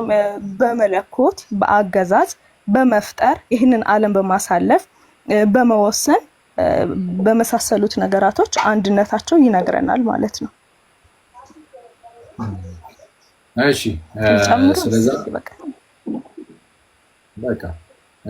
ስለዛ አሁን ምንድነው ባጭሩ የሥላሴ ትምህርታችን በባጭሩ እንያዝ ካልን ሁሉን የፈጠረ አንድ አምላክ ነው በእግዚአብሔር አብ እናምናለን። ሰማይና ምድር የፈጠረ የሚታየውና የማይታየውን ዓለም ሳይፈጠር ከእርሱ ጋር በነበረ ደግሞ አንድ የአብ ልጅ በሚሆን በአንድ ጌታ በኢየሱስ ክርስቶስ እናምናለን። ተመልከቱ፣ ሁሉን የፈጠረ አንድ አምላክ በሚሆን በእግዚአብሔር አብ እናምናለን። ከዛ ደግሞ ዓለም ሳይፈጠር ከእርሱ ጋር በነበረ ከአብ ጋር ማለት ነው በነበረ አንድ የአብ ልጅ በሚሆን በአንድ ጌታ በኢየሱስ ክርስቶስ ደግሞ እናምናለን። ከብርሃን የተገኘ ብርሃን ነው ወልድ፣ ከዚህ ብርሃን ከአብ የተገኘ ብርሃን ከእውነተኛ አምላክ ከሆነው ከአብ የተገኘ እውነተኛ አምላክ ነው ዘንድ በመንፈስ እና ሁሉ በእርሱ ደግሞ የሆነ ነው። ከሆነም ሁሉ አንዳች እንኳን ያለ እርሱ ያለ ወልድ የሆነ ምንም የለም። አብ በልጁ ዓለማትን ፈጠረ እንዳለ በመንፈስ ቅዱስም እናምናለን። እርሱም ጌታ ሕይወትን የሚሰጥ ከአብ የሚወጣ ከአብ የሚወጣ ወይም የሚሰርጥ ከአብና ከወልድ ጋር በአንድነት እንሰግድለታለን እናመሰግነዋለን ይላል። በአጭሩ ይሄ ነው። ወልድም መንፈስ ቅዱስም ከአብ የሚገኙ ነው። ወልድም መንፈስ ቅዱስም ከአብ የሚገኙ ነው። የአብን አንዱን መለኮት ሁለቱም ይጋራሉ፣ ሁለቱም አካላት። ስለዛ የአብ የራሱ መለኮት የወልድም ነው የመንፈስ ቅዱስ ነው። ስለዛ ሌላ መለኮት የለም፣ የአብ መለኮት ነው፣ የወልድም የመንፈስ ቅዱስ ነው። ልዩ አካላት ቢሆኑ ከአብ የተለዩ አካላት ቢሆኑ እነዚህ ሁለቱ የተነጠሉ ሳይሆን ልዩ አካላት ቢሆኑ በመለኮት ግን አይለዩም። መለኮት አንድ ያደርጋቸዋል ወይ ተዋህዱ በመለኮት እንደሚለው ማለት ነው። ጠቀስኩባችሁ ግዕዝ ሲለሱ በአካላት ወይ ተዋህዱ በመለኮት እንደምንለው በመለኮት አንድ ናቸው፣ በአካላት ሶስት ናቸው። በቃ ጥሩ ነው። እሺ እግዚአብሔር ያክብርልን። አራተኛውን ጥያቄ ለየት ላድርገው፣ ራሴ ነኝ የምመርጠው ማለት ነው። እሺ ሀምብል አለ ጥያቄ ራሴ መርጬ ልጠይቅ። አራተኛውን ለሁላችሁም ራሴ መርጬ ልጠይቀው፣ ከዛ አምስተኛ ራሳችሁ ትመርጣላችሁ ማለት ነው። ብዙ ያልተጠቀሰውን ፓርት ወይም ደግሞ ያልተጠየቀውን ሜንሽን ማድረግ ስላለብን ማለት ነው። እሺ ሀምብል ጥያቄ ሀልወተ እግዚአብሔር ጥያቄ ቁጥር 7 የፈጣሪን መኖር ከምናስረዳበት አርጊውመንቶች መካከል ሁለቱን ጥቀስ። እሺ አይ ቲንክ አንደኛው ፈጣሪ ያለ የምንልበት አርጊመንት ፍጡር ስናመልክት ነው። ፍጡር ካለ ፈጣሪ አለ፣ የተፈጠረ ነገር ካለ የሚፈጥረው ነገር አለ የሚለውን አርጊመንት አንደኛው የምንጠቀመው ይመስለኛል። ሌላ አርጊመንት አምናሽ ሌላ እሺ ጥያቄውን አንዴ ልድገምልህ። እሺ የፈጣሪን መኖር የምናስረዳበት አርጊመንት የምንለው አለ። የፈጣሪን መኖር ምን የምንልበት የምናስረዳበት አርጊመንቶች አሉ። ከዛ አርጊመንት ሁለቱን ጥቀስ ነው። የተለያዩ ናቸው፣ ግን የምናስረዳው ፈጣሪ መኖሩን የምናስረዳበት መንገዶች ናቸው ማለት ነው።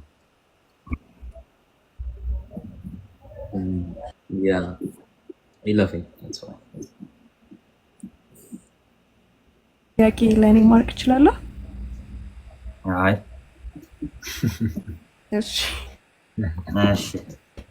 እሺ የፈጣሪን መኖር የሚያሳዩ እንግዲህ አርጊመንቶች፣ ያው እንግዲህ አርጊመንቶች በራሳቸው እንደምታውቁት ሃይማኖት አይደሉም፣ ግን በምን ልናስረዳ እንችላለን?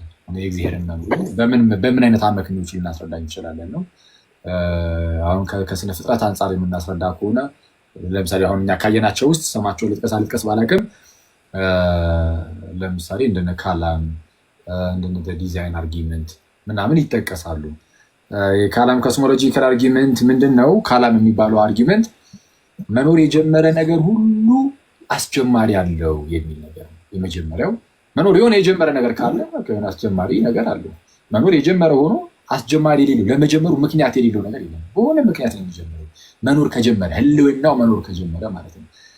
እና ዩኒቨርሲ አጽናፈ ዓለም ወይም ዓለማት ራሱ ዓለማት የምንለው ወይም ዓለም ራሱ ደግሞ መኖር የጀመረ ነው። ስለዛ ዓለም አስጀማሪ አለው ማለት ነው። የአስጀማሪ ነው እኛ ፈጣሪ ብለን ዲዛይን አርጊመንት ተፈጥሮን አይተህ የምትረዳው ነገር ነው። እርስ በርስ መመጋገቡን ስታየው ተፈጥሮን ማለት ሰዎች ከእጽዋት ጋር ያላቸውን ግንኙነት አይተህ በጣም የሚያስገርም ነው። እነሱ የሚያወጡትን አየር ነው እኛ እየወሰድን ያለ ነው። እነሱ ኦክሲጅን ነው የሚያወጡት እጽዋቱ የሚሉን፣ እኛ እሱን እያስገባን ነው ወደ ውስጥ። እኛ የምናወጣውን ካርበን ዳይኦክሳይድ ደግሞ እጽዋቱ እያስገቡት ነው። እርስ በርስ እንዲህ ተመጋግበን ናችን። ወደ 8 ቢሊየን ህዝብ ዓለም ላይ ኖሩ። የ8 ቢሊየን እቺ ጣት ላይ ያለች አሻራ መለያየቱ ይህ ዝም ብሎ በአጋጣሚ የመጣ ነው ብለን የምናስብ አይደለም። የአይን አሻራም እየተባለ ኢቨን የእይታችን እንዴት ነው የምናየው የሚለው ነገር የአይን አሻራ የሁሉም ይለያያል። አይን እንዴት ነው የሚያየው? በአጋጣሚ የሆነ አይነት ነገር አይደለም። አይ ማለት አይን እንዴት ነው ፊት ለፊት ላይ እኛን ስታዩ እንዴት ነው የምታዩ ነው ያልኳችሁ። ብርሃን ነው ቀጥታ ወደዚህ ወደ አይናችሁ የውጭ ክፍል የሚመጣው ብርሃን ነው። በቃ ፒዮ ብርሃን የሚመጣው ብርሃን ይመጣና ፒዩፒል የምትባላለች አልኳችሁ ልጅ ቀዳዳ በሱ ውስጥ ያልፋል። በአይሪስ እየተመጠነ የብርሃኑ መጠን ይገባል። በዛች ቀዳዳ ይገባና ሬቲና ላይ ያልፋል። ቀለል ስናደርገው ማለት ነው። እዛ ላይ ወደ ኤሌክትሪካል ሲግናልነት አልፎ ተቀይሮ በኦፕቲክ ነርቭ በኩል ወደ ብሬናችን ሄድና አእምሯችን እሱ ቀይሮት እንደዚህ ይሄን ነው እያያችሁ ያላችሁት ብሎ ያሳያል። አሁን ይሄ በአጋጣሚ ነው የሆነው ወይስ የሚገርም ዲዛይነር አለ እንዲህ እንድንሰራ ያደረገ? እሱን አያመለክትም ያመለክታል እና እንደዚህ አይነት ነገሮች እንድታስረዱ የምትጠይቃችሁት እነዚህ ፈጣሪ እንዳለ አመላካች ናቸው። እሺ ቀጥል። የመጀመሪያ ላይ ያልኩት ልክ ነው ማለት ነው። ፍጡር ካለ ፈጣሪ አለ የሚለው አርጊመንት እስቲ እንግዲህ ያው ምን ያህል ሊያሰጥህ እንደሚችል አላውቅም። ናውታሪቱ ማለት ነው። እሺ መልስ አንናገርም ትላለህ። አይ በቃ አኪያ እንትን ያለውን እንያዝ። ሁለቱን ስፔሻሊ ጠቅሶታል አይደለ? ዲዛይን እና ካለም ጠቅሶታል። አኬ በቃ እሱን እንያዝ። ከዛ ነጥብ ደግሞ ያው ነጥባችሁን ታያላችሁ ማለት ነው። ሁለቱ ምንድናቸው? አመክንዮች ናቸው። የፈጣሪን መኖር የምናስረዳበት ማለት ነው። እኛ እሱን እንጠቀማለን። እኛ ቀጣይ ሳሙኤል አለ አሎ። እሺ ጥያቄ ቁጥር 8 ሀልወተ እግዚአብሔር እውነተኛው አምላክ የክርስቲያኖች መሆኑን በምን እናውቃለን? ኦኬ እውነተኛ አምላክ የክርስቲያኖች መሆኑ አንደኛ የክርስቲያኖች አምላክ ኢየሱስ ክርስቶስ። ኦኬ ከመጀመሪያው ልጀምር። ዋናው የክርስቶስ ትንሣኤ ነው። የክርስቶስ ትንሣኤ ማለት ላይክ ክርስቶስ እነሳለሁ ብሎ መነሳቱ ሆኖ የማያውቅ ነገር ስለሆነ የክርስቶስ ትንሣኤ ላይክ የክርስትና ዋናው ኮር ነው። የክርስትና ዋናው ኮር ነው። ላይክ አንደኛ ቆሮንቶስ 15 ቁጥሩን አላውቀውም ምዕራፍ 15 ላይ ክርስቶስ ካልተነሳ እንግዲያስ ስብከታችን ከንቱ ናት እንዲል ጳውሎስ የክርስትናው መሰረት በክርስቶስ ትንሣኤ ላይ የተመሰረተ ስለሆነ የክርስቶስ ከሙታን መነሳት ምናምን ዋናው እንትን ነው። ላይክ የክርስቲያኖች አምላክ ትክክለኛ አምላክ መሆኑን ማለት ነው። እሱን እንዴት ነው የምናውቀው? አንደኛ ክርስቶስ መነሳቱን በምን እናረጋግጣለን ለሚለው አንደኛ ላይክ የሐዋርያቱ በዛ ልክ ሰማዕትነት መቀበል ምናምን ክርስቶስ ተነስቷል ብለው እየሰበኩ ምናምን ያን ያህል እንትን ስቃይ ምናምን እየተቀበሉ ምናምን ባይነሳ ኖሮ ላይክ ለውሸት ዛትማች መስዋዕትነት መክፈል ወይም እንትን ማድረግ አይጠበቅባቸውም ነበር። እንትን መከራ ምናምን መቀበላቸው የክርስቶስ ትንሣኤ ሪል እንደሆነ ምናምን። ሁለተኛ ክርስቶስ ያልተነሳ ቢሆን ምናምን ነገር ስቲል ቢኖር ስጋው መቃብር ውስጥ ቢኖር ሐዋርያቶቹ ተነስቷል ምናምን ብለው ሲሰብኩ ነው አይሁዳውያኖቹ ደግሞ አልተነሳም ብለው ስጋውን አሳይተው ምናምን የክርስቶስ ትንሣኤ ውድቅ ማድረግ ይችሉ ነበር። እሱን አልቻሉም። የክርስቶስ ትንሣኤ ላይክ ከመጽሐፍ ቅዱስ ውጪ በእነዚህ የታመነ ነው ምናምን። ሁለተኛ የክርስቲያኖች አምላክ ምንድን ነው? ላይክ እውነተኛ አምላክ መሆኑን የምናውቀው በነቢያት ተነግሮ ከዛ በኋላ መምጣቱ ማለት ነው። ከ700 ዓመት በፊት ኢሳይያስ 7 ላይ ምናምን እነሆ ድንግል ትጸንሳለች፣ ወንድ ልጅ ትወልዳለች፣ ስሙንም አማኑኤል ትለዋለች ምናምን ብሎ ከዛ በኋላ ከ700 ዓመት በኋላ ከድንግል ተወልዶ መገኘቱ ላይክ ትንቢት መፈጸሙ ምናምን እውነት ያደርገዋል። ሁለተኛ ላይክ ኢሳይያስ 53 ላይም ሕማሙ ምናምን በስነ ስርዓት ገልጾት ምናምን እሱን ነገር በሐዲስ ኪዳን ሆኖ ማየታችን ትንቢት መፈጸሙ ምናምን ክርስቲያኖች የነቢያቶች አምላክ እግዚአብሔር እንደነበርና ኢየሱስ ክርስቶስ ትክክለኛ አምላክ እንደሆነ ምናምን ነገር በሱ ማወቅ እንችላለን። ክርስቶስ መኖሩን ደግሞ ነገር አለ።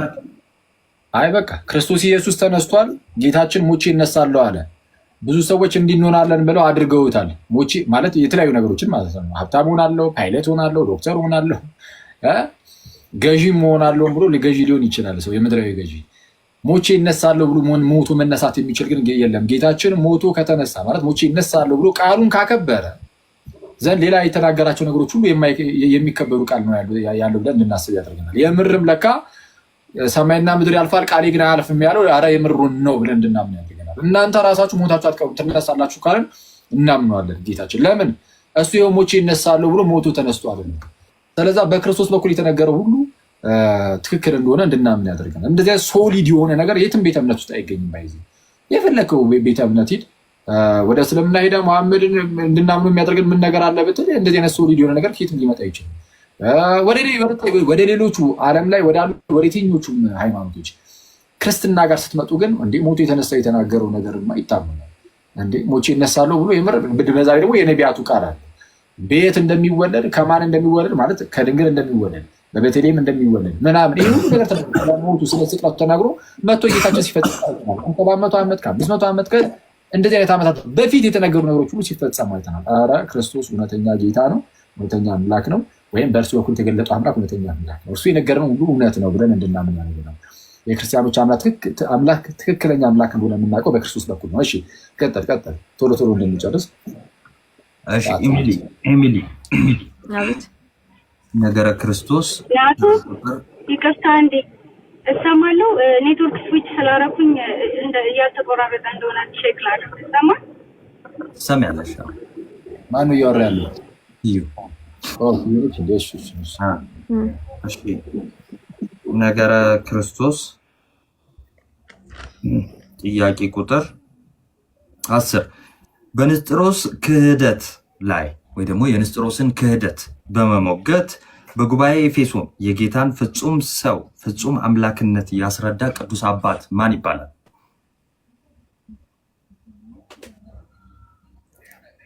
በንስጥሮስ ክህደት የጌታን የንስጥሮስን ክህደት የሞገተ በጉባኤ ኤፌሶን የጌታችንን አንድ ባህሪ አጉልቶ ያስተማረ አምላክነቱን ፍጹም አምላክ መሆኑን ፍጹም ሰው መሆኑን በስፋት ያስተማረ የቤተክርስቲያን ቅዱስ አባት ማን ይባላል?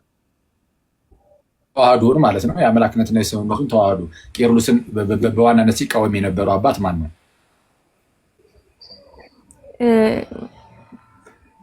አትናቲዮስ ነው።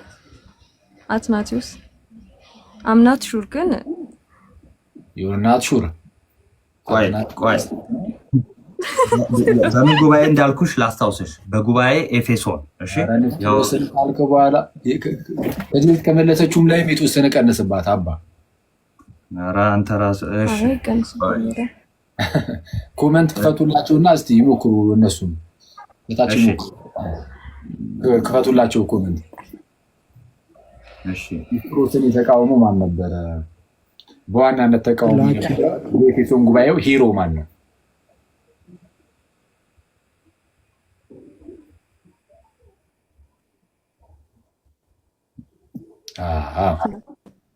ቄርሎስ ነው። ኧረ እባክሽ ቄርሎስ ነው።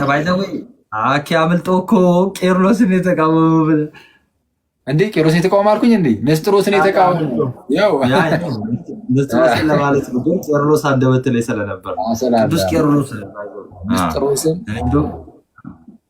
ቅዱስ አትናቴዎስ አሪዮስን እና አብናሪዮስን እነ ጢሞቴዎስ ዘአልቦጥሪት ቀደም ብሎ እነ ጎርጎርዮስ ዘንዚናዙ በኋላ ንስጥሮስን ደግሞ ቅዱስ ቄርሎስ ዘአሌክሳንድሪያ የአሌክዛንድሪያው እንደዛ ነው። እሺ ቀጣይ ሳር አለሽ? እሺ ነገረ ክርስቶስ ጥያቄ ቁጥር 6 ልጠይቅሽ። እሺ ከጌታችን ከመድኃኒታችን ከኢየሱስ ክርስቶስ የስጋዌ ስሙ ሶስቱን ጥቀሽ። የስጋዌ ስም ኦኬ፣ ሰው ከሆነ በኋላ የሚጠራበት ስም ነው አይደለ? አንደኛ ኢየሱስ ክርስቶስ፣ አማኑኤል፣ ኦኬ፣ ከዛ ምንድነው መሲህ። እነዚህ ናቸው የመጡልኝ። እሺ ደስታ ካርገናል ወይስ ወይ ምን ነበረ? እስቲ ምንድነው የስጋዌ ስሙ ማን ነው? የስጋዌ ስሙ በቃ ኢየሱስ ክርስቶስ አማኑኤል ተብሎ ይጠራል። እንደተባለው አማኑኤል ማለት በማቴዎስ ወንጌል ምዕራፍ 1 ቁጥር 23 ላይ መልአኩ እንደተረጎመው እግዚአብሔር ከኛ ጋር ማለት ነው። እና የስጋዊ ስሙ ኢየሱስ መሲህ ነው እና እርሱ ክርስቶስ ተብሎ ደግሞ ይጠራል። ስሙ ኢየሱስ ነው። የስጋዊ ስሙ ስሙንም ኢየሱስ ትይዋለሽ እንዲል የስጋዊ ስሙ ኢየሱስ ይባላል። አብሮ የሚጠሩ ስሞች ግን አሉት። ለምሳሌ ክርስቶስም እየተባለ ሊነገር ይችላል። እሱ መሲህነቱን የሚገልጽ ነው። መሲህነትን፣ ቅቡዕነቱን፣ ክርስቶስነቱን ራሱን የሚገልጽ ኢየሱስ እርሱ ክርስቶስ የእግዚአብሔር ልጅ ነው እንዲባል ማለት ነው። ስለዚህ የስጋዊ ስሙ ኢየሱስ የሚል ነው። ኢየሱስ ክርስቶስ፣ ኢየሱስ ክርስቶስ ያ። እሺ ሄለን፣ እሺ ነገረ ክርስቶስ ጥያቄ ቁጥር 12 ነገረ ክርስቶስ ጥያቄ ቁጥር 12 እንዲህ ይላል። የኢትዮጵያ ኦርቶዶክስ ወይም የኢትዮጵያ ኦርቶዶክሳዊት ቤተክርስቲያን ስልጣነ ክህነት መነሻ ወይ ደግሞ ሐዋርያዊ ቅብብሎሽ ወደ ማን ያደርሳል? ሐዋርያውን ነው። ሐዋርያዊ ቅብብሎሽ ስልጣነ ክህነቱ መነሻ ወደ ማን ያደርሳል? እኮ መነሻውን ሐዋርያውን ነው ነው። ስልጣነ ክህነቱ ወደ ኋላ ቢቆጠር ማን ጋር ኢየሱስ ክርስቶስ። አዎ ኢየሱስ ክርስቶስ ጋር ይደርሳል። ግን ከክርስቶስ በኋላ የሚቆጠር ሲቆጠር በማን በኩል ነው የመጣው? በማርቆስ ነው። እሺ እሺ፣ በማርቆስ ነው። ትክክል ነው። ግን ትክክል ነው፣ በማርቆስ ነው። ያው እንግዲህ መንበሩን በማርቆስ ስም ነው የሚጠራው። ማርቆስን ራሱን ደግሞ ጴጥሮስን ይሾሙ። ስለዛ የአሌክዛንድሪያው የሮሙ እና የአንጾኪያው በጴጥሮስ ነው። ወደ ጴጥሮስ ይልና በጴጥሮስ በኩል ወደ ጌታችን ኢየሱስ። የአሌክዛንድሪያውን ለየት ተደርጎ ምንድነው አሁን አንቺ እንዳልሽው መንበሩ በማርቆስ ስም ስለሆነ ማርቆስ እየተባለ ይጠራል። እነዚህ ግን ይሄ የሮሙ ፖፕ ግሪጎሪ ዘ ግሬት እንደተናገረው ሶስቱ የሮም ቤተክርስቲያን የአሌክዛንድሪያ ማለት የእኛም ጭምር ማለት ነው። እኛ የምንመዘው ከእሷ ከአሌክዛንድሪያ እና የአንጾኪያ አሁን ኦሪየንታል ናት። እነሱ መንበራቸው ምንድነው በጴጥሮስ በኩል ነው የሚነገርላቸው። አሁን እኛ በማርቆስ እንጠራለን። ኤኒዌይስ በቃ ኖርማል ነው። ማርቆስ ሐዋርያ አይደለም፣ ከ12ቱ ሐዋርያት አይደለም እንደምታውቁት አይደለ? ማርቆስ ከ12ቱ ሐዋርያት አይደለም። ከ12ቱ ሐዋርያት ስንጠራ ጴጥሮስ የምንጠራው ማለት ነው። በጴጥሮስ በኩል ክርስቶስ ጴጥሮስ ልኮታል። እንደዛ። እሺ አሁን ራሳችሁ ነው የመጨረሻ ጥያቄ ነው። ሀምብል ከ1 እስከ 5 መደብ ጥራለህ። እሺ ነገረ ድህነት 13 ጥያቄ አለ። ከ13 8 ጥያቄ ቁጥር 8 እሺ እንዲህ ይላል። ጥምቀት ለድህነት አስፈላጊ ከሆነ ቅዱስ ጳውሎስ በአንደኛ ቆሮንቶስ መልእክት ምዕራፍ 1 ቁጥር 17 ለማጥመቅ ክርስቶስ አላከኝምና ወንጌልን ልሰብክ እንጂ የክርስቶስ መስቀል ከንቱ እንዳይሆን በቃል ጥበብ አይደለም፣ ይህን ለምን ተናገረ? አንደኛ ቆሮንቶስ አላከኝም የሚለውን ሐዋርያው ቅዱስ ጳውሎስ ለምን ተናገረ? ጥምቀት ለድህነት የሚያስፈልግ ከሆነ። ኦኬ እሺ፣ አይ ቲንክ ከእሱን ከመናገሩ አስቀድሞ በፊት የቆሮንቶስ ቤተክርስቲያን ሰዎች እኔ የጳውሎስ ነኝ፣ እኔ የኬፋ ነኝ፣ እኔ የኢየሱስ ነኝ ያሉ መከፋፈል ጀመሩ እና ቅዱስ ጳውሎስ እንትን ይላቸዋል መሰለኝ። አይ ቲንክ እንትኑ አምናሽ ሃው ኤግዛክት እንዴት እንደሚገልጸው ግን በእነሱ ስለተጠመቁ እኔ አሁን የጳውሎስ ነኝ እኔ የኬፋ ነኝ ማለት ሲጀምሩ እናንተ እንትን ያላችሁ ጳውሎስ ነው እኔ ነኝ ወይስ ኬፋ ነው ነገር ብሎ ላይክ በሱ ስም እየተንትን እያሉ ስለሆነ እሱን ተቃውሞ ነው እንጂ እንደዛ ያለው ላይክ የሆነ ጥምቀት ለድነት ስለማይሆን አይደለም። ቢካዝ መጀመሪያውና አስቀድሞ የጳውሎስን የሚሉት ጳውሎስ ስላጠመቃቸው ነው እና the reason ጳውሎስ ያጠመቃቸው ደግሞ ለድህነት ስለነበር ነው መጀመሪያው እና በዛ ላይክ እነሱ ግን የጳውሎስ ነኝ ማለት ሲጀምሩ እሱን ተቃውሞ ነው እንጂ ላይክ ለማጥመቅ አይደለም የተላኩት ያለው እንጂ መጀመሪያውኑ አስቀድሞ ስለጠመቀ ኮርስ ለድነት። ስለዚህ አሁን ለማጥመቅ አላከኝም ማለት ምንድን ነው? እዚህ ጋር ማለት ለማጥመቅ አላከኝም ብሏል። ለማጥመቅ አላከኝም ለመስበክ እንዲሰብክ እንጂ ይላል። ይሄ ጥምቀት ለመዳን እንደማያስፈልግ ማስረጃ ሆኖ መቅረብ ይችላል። የማይችል ለመስበክ ስለሆነ የተላከውና እነሱም የተቃወማቸው ስለሆነ እንደዚህ ባዚ አባባላቸው ስለዛ ይበቃል። ናቱ እና ያዝ እንትኑን ስለዛ ጠቅላላ ሲል ለማጥመቅ አልተላኩም ብሎ ሲናገር የቅዱስ ጳውሎስ ዋናው አገልግሎቱ ማጥመቅ አይደለም መስበክ ነው። ለማጥመቅ ሐዋርያቱ አልተላኩም ወይ? ተልከዋል። ያው ጌታችን ኢየሱስ እኮ ታላቁ ተልእኮ ላይ እንግዲህ ሂዱ አሕዛብን ሁሉ በአብ በወልድ በመንፈስ ቅዱስ እያጠመቃችኋቸው ደቀ መዛሙርት አድርጓቸው ያዘዝኳችሁን ሁሉ እንዲጠብቁ እያስተማራችሁ እናንተ ጋር ነኝ ብሏል። ስለዚህ አጥምቁ ብሎ ልኳል። ጳውሎስ ደግሞ አይ ለማጥመቅ አልተላኩም ካለ የጌታችንን ትእዛዝ እየተላለፈ ምናምን አይደለም። እንደዛ ከሆነ ራሱ ይልቃል ጳውሎስ። ስለዚህ እንደዛ እያደረገ ሳይሆን ጳውሎስ በዋናነት አገልግሎቱ በሰዓቱ ምንድነው የእስጢፋኖስን ቤተሰቦችና የተወሰኑ ቤተሰቦችን አጥምቋል። እዛ ላይ ተተናግሯል። በእርግጥ ግን በዋናነት ግን እሱ ምን ላይ ነው? ፕሬቺንግ ላይ ነው። ስብከቱ ላይ ትምህርቱ ላይ ያደርጋል። ከዛን አብሮት ሌላ ሰው ይኖር የለ እሱ ደግሞ ከስር የሚያምኑትን ያጠምቃል። አብሮት ያለው ሰው እያጠመቀ ይላል። እሱ ይሰብካል፣ ጳውሎስ ሌላ ያጠምቃል። ጳውሎስ ይሰብካል፣ ሌላ ያጠምቃል። ልክ እንደዛ ማለት ነው። ብቻቸውን አይደለም ሲጓዙ ለሐዋርያ አገልግሎት። እዛ ነው ቅዱስ ጳውሎስ በሌላ ክፍሎቹ ላይ ሲናገር ምን እያለ ነው የተናገረው? ለምሳሌ ገላትያ ምዕራፍ 3 ቁጥር 27 ላይ ወይስ ከክርስቶስ ኢየሱስ ጋር አንድ ትሆኑ ዘንድ የተጠመቃችሁ ሁሉ ከክርስቶስ ኢየሱስ ጋር አንድ ትሆኑ ዘንድ የተጠመቃችሁ ሁላችሁ ክርስቶስን ለብሳችሁታል ይላል። ከክርስቶስ ጋር አንድ ትሆኑ ዘንድ የተጠመቃችሁ ሁሉ ክርስቶስን ለብሳችኋል። ታዲያ ሰብኮ ክርስቶስን ሳያለብሳቸው ነው የሚሄደው? አይደለም።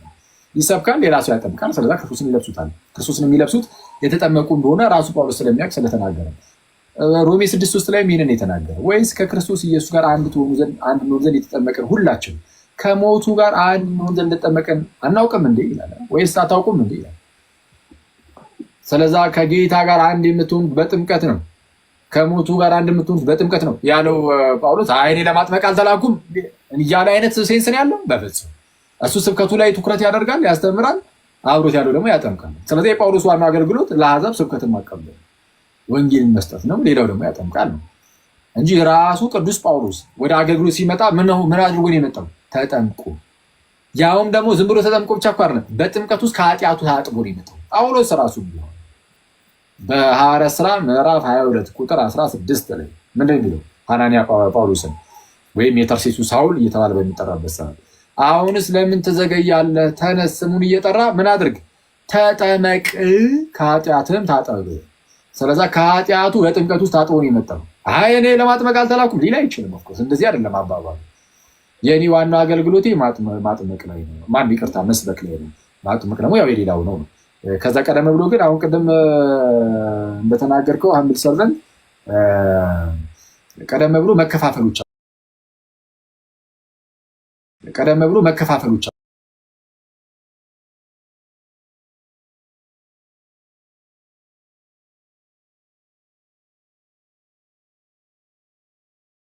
በእኔ ስም ተጠምቃችኋል ይላል። አሁን ተመልከቱ ጋይስ፣ ያው ወይስ በእኔ ስም ተጠምቃችኋል? በእኔ ስም ብትጠመቁ አሁን የጳውሎስ ነኝ ማለት ትችሉ ነበር። ግን የተጠመቃችሁት በማን ስም ሆነ? በክርስቶስ ስም። ስለዛ የክርስቶስ የሚሆኑት በክርስቶስ ስም ስለተጠመቁ ነው። ወይም የእርሱን ጥምቀት የኢየሱስን ጥምቀት በአብ ወልድ መንፈስ ቅዱስ ይሆናል ማለት ነው። የጌታችንን ጥምቀት ስለያዙ የኢየሱስ ተብለዋል። ሰው የኢየሱስ ሳይሆን መዳን ይችላል? አይችልም። የኢየሱስ የሚሆኑት ደግሞ በጥምቀት ውስጥ እንደሆነ እዛው ጋር ተናግሯል። ስለዛ ለማዳን በጥምቀት ግልጽ አይቃወምም ጳውሎስ። ግን የጳውሎስ ዋናው አገልግሎቱ ስብከት ላይ ነበርና ይህን ተናገረ። ወደ ቀጥሎ እሺ፣ ቃላት ያሰማልን። ሳሙኤል እሺ፣ ከ1 እስከ 5 ምረጥልኝ። 4 በጣም አሪፍ። ነገረ ክርስቶስ ነው። እሺ፣ ነገረ ክርስቶስ 12 ጥያቄ አለ። 6 ተብሏል። ተጠንቷል። ተራ ቁጥር 7። እሺ፣ ጥያቄ ቁጥር 7 እንዲህ ይላል። ቃል እግዚአብሔር ስለመሆኑ የሚገልጽ አንድ የወንጌል ክፍል ጠቅሰ ክፍሉን አብራራ። ዮሐንስ 1:1 በመጀመሪያ ቃል ነበረ፣ ቃልም በእግዚአብሔር ዘንድ ነበረ፣ ያም ቃል እግዚአብሔር ነበረ ይላል። ቃል ከዛ ቃል ወልድ መሆኑን የምናውቀው ደግሞ ወረዲልና 1:14 ላይ ቃልም ስጋ ሆነ ይላል። ስለዚህ ቃል እግዚአብሔር ነበረ ይላል። ስለዚህ በመጀመሪያ ቃል ነበረ፣ ቃልም በእግዚአብሔር ዘንድ ነበረ which is በአብ ዘንድ ነበረ። ያ ቃል አካላዊ ቃል በአብ ዘንድ ነበረ። ከዛ ያም ቃል ራሱ ደግሞ እግዚአብሔር ነበረ ይላል። ሰው ይሄኛው እሺ እግዚአብሔር ያክብርልን። እሺ ኤሚሊ ከአንድ እስከ አምስት መረጭልኝ። እሺ 2 እሺ ሀለወተ እግዚአብሔር 10 ጥያቄ አለሽ። ከ10 መረጭልኝ። እሺ 2 አሁን እሺ ሀለወተ እግዚአብሔር ጥያቄ ቁጥር 2 እሺ አምላክ ይኑር አይኑር አይታወቅም የሚል እሳቤ ያላቸው ማን ተብለው ይጠራሉ? አግኖስቲሲዝም። እሺ እግዚአብሔር ያክብርልን።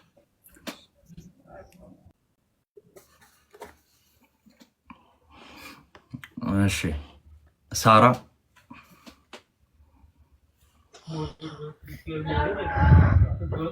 እሺ ከአንድ እስከ አምስት ምረጭልኝ። 2 እሺ ሀለወተ እግዚአብሔር 10 ጥያቄ አለሽ። ከ10 ምረጭ። እሺ 10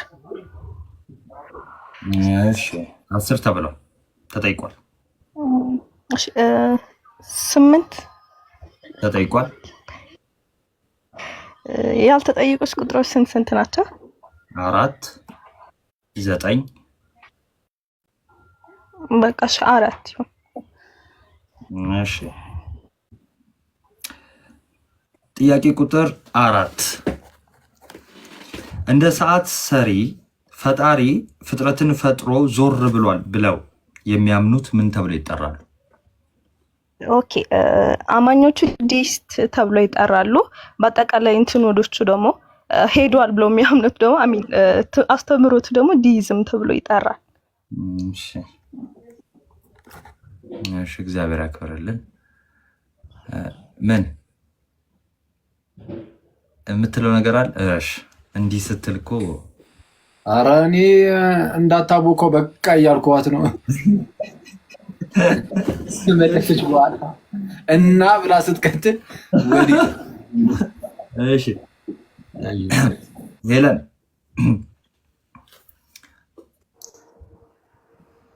ከአንድ እስከ አምስት ምረጭልኝ።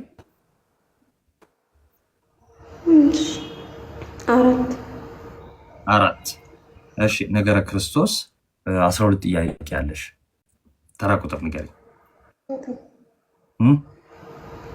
9 ተራ ቁጥር 9 እሺ የጥያቄ ቁጥር 9 እንዲህ ይላል። የጌታችንን ጾም በማሰብ ከሚጾመው የአብይ ጾም ሳምንታት የየሳምንቱን መጠሪያ ጥቀሽ። ሰወረደ፣ ቅድስት፣ ምኩራብ፣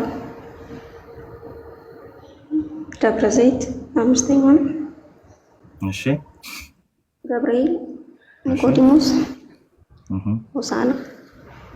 እሺ አንድ ይቀርሻል፣ ትሄጂበታለሽ። ምንድን ነው አራተኛ?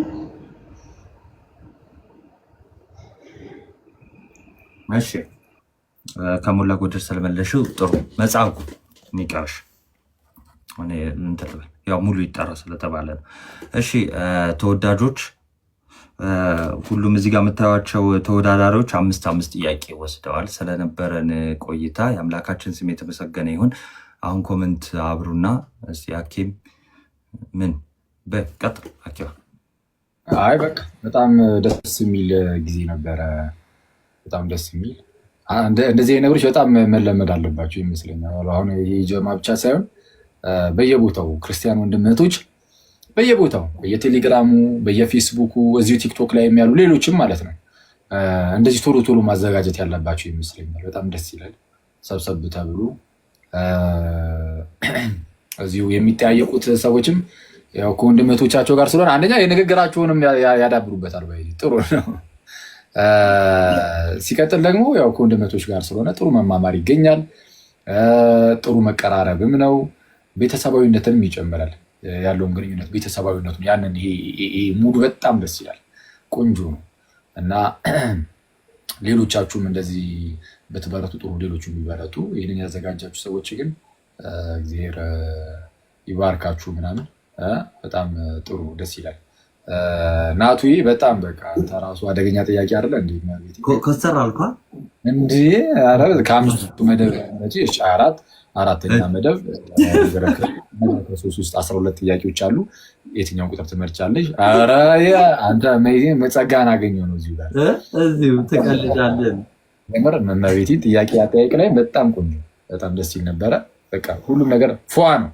ይሄ ብቻ የህፃናት እንዴት ያውቃሉ ምናምን ያላችሁትን በውስጥ እንመክርበታለን። ህዝቡን ሁሉ ግራ ያጋባችሁበትን እንወረዋለን። ላይ ግን ጸዴ በስመ አብ ጥያቄዎቹን በጣም ቆንጆ፣ ክርስቶስን በጣም ደስ የሚል በጣም ቆንጆ ጥያቄዎች፣ በጣም ደስ ይላል። በርቱ፣ እግዚአብሔር ያበረታችሁ፣ እግዚአብሔር ያክብረን። እናመሰግናለን። አሁን ሰዓቱን ለመሰለኝ ወይ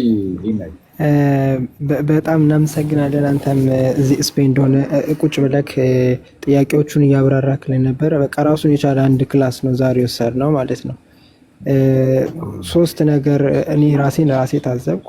ያው አንደኛ ትንሽ ጥቅሶችን መያዝ ብንለምድ ጥሩ ነው። ያለው ነገር ቆንጆ ነው፣ ትምህርት ይሆነናል። ለምሳሌ ክፍተት ራሴን ያየሁበትም ስለሆነ ማለት ነው። ጥቅሶችን መያዝ ብንለምድ፣ ሌሎች ደግሞ ቢያንስ እነዚህ በቤተክርስቲያን የሚታወቁ ትልቅ የቤተክርስቲያን ተርኒንግ ናቸው። ትልቅ መታየዋ ቅድስት ቤተክርስቲያን ራሷን የገለጠችበት ጉባኤያቶቹ ላይ ያሉትን እንኳን አባቶች እና የተነሱትን ትምህርቶች በደንብ ብንይዝ፣ እነዚህ ኮር የሆኑ እንደገና የቤተክርስቲያን መሰረታዊ ኮርሱም ቅርብ ጊዜ ከመሰጠቱም አንጻር እንደገና ደግሞ ሐኪም ሲያስተምረው የነበረው ትምህርት ቪዲዮ ላይ ኦልሬዲ ዩቲዩብ ላይ ሎድ ስለተደረገ አዳምጡት። የመጀመሪያ ዙር ሲሆን ብዙ ጊዜ በርደኑ እናንተ ላይ ያርፋል። ምንም የመጀመሪያ ሲሆን ምን ጊዜ ብዙ ነገር እናንተ ላይ ይሆናል። ውጤቱን እንግዲህ ናቲ ያለ ሐኪም አለ በውስጥ ተነጋግረን እዛው ግሩፓችን ላይ የእናንተ ያላችሁበት ግሩፕ ላይ ኔክስት ፖስት እናደርጋለን። ቀጣይ መቼ እንደሚሆን ቀጣይ ተወዳዳሪዎች ደግሞ እንዲዋጀስት እናደርግና ከዛ ቀጣይ 3ኛ ዙር የመጨረሻ እናደርግና ከ3ቱ የመጨረሻ የሚወጣውን ከ1 እስከ 3ቱን እንሸልማለን ማለት ነው። ያኬ በጣም እናመሰግናለን። በእውነት ረጅም ጊዜ ቁጭ ብለህ ሁለተኛውም ላይ እንደዚህ ብትገኝና ያሉትን ጥያቄዎች ደግሞ እንዲያብራራ ብትሄድልን በጣም ደስ ይለናል። አትሊሻ የጌታ ፈቃድ ይሁን፣ እንደዛ እናደርጋለን። አረ ባለቤቷን አስወሯት። አውሬ ታፈነች። አይ እኔ እንኳን አላወራም። ቴንኪው ልላችሁ ነው። እናቱዬ በጣም እግዚአብሔር ያክብርልን። እውነት ወንድሜ በአጭር ጊዜ ውስጥ ነው የነገርኩት፣ ግን አክብሮ መጥተህ በጣም ደስ በሚል ሁኔታ ስለጠየክልን፣ አክሊልሻም ጊዜ ሰጥተህ እዚህ ቁጭ ብለህ እያብራራ ማብራን ስለነበርክ እና ደግሞ ተወዳዳሪዎች ሁላችሁም በጣም አሪፍ ነበረ፣ አሪፍ ፍክክር ነበረ። ያው ውጤታችሁን ሄና ተናግሯል፣ እናሳውቃለን። ሁለተኛውን ዙርም ደግሞ እንዲሁ በማስታወቂያ እንመጣለን። ስለነበረን ጊዜ የእግዚአብሔር አምላካችን ስም የተመሰገነ ይሁን። ሁላችሁንም በጣም እናመሰግናለን። ሰላም እደሩልን። እሺ፣ ማስታወቂያ ደግሞ ቤቲ ጋር ከዚህ ስትጨርሱ አሁን ማለት ነው ቤቲ ጋር አሁን ቅድም ገስት ላይ የነበረችው ልጅ ጋር ስለ ቅዳሴ ትምህርት አዘጋጅተዋል ከነዘ ሚካኤል እና እናጋላቸው መሰለኝ አሁን ላይ እና ተገኝታችሁ 2ኛው ክፍል ነው። ሁላችሁም ተካፈሉ። በጣም ደስ የሚል ሴሽን ነው። የቅዳሴ ትምህርት ነው ማለት ቅዳሴ ትምህርቱን ዜማውን ሳይሆን ስለ ቅዳሴ እየተነሳ ነው ውይይት ነው የሚደረገው። ደስ የሚል ሴሽን ነው። አብልጣችሁ ተሳተፉ። በመጨረሻ እንትን ሳላበዛባችሁ ተጠያቂዎች ማለት ነው ድንገት ኮስተር ምናምን ካልኩባችሁ በጣም ይቅርታ። እሺ፣ የሆነ እንትኑን ቫይቡን ለማምጣት ስለሆነ ነው። ድንገት አጠያቂ ላይ ምናምን እንደዚህ አይነት እንትን ላይ ይሰማችሁ። ያው በጣም የምንወዳችሁ በጣም ደስ ይላል ይህን በማየታችን እና ይሄ ነገር መቀጠል አለበት። ይሄ የሚመለከተው ተጠያቂዎችን ብቻ ነው።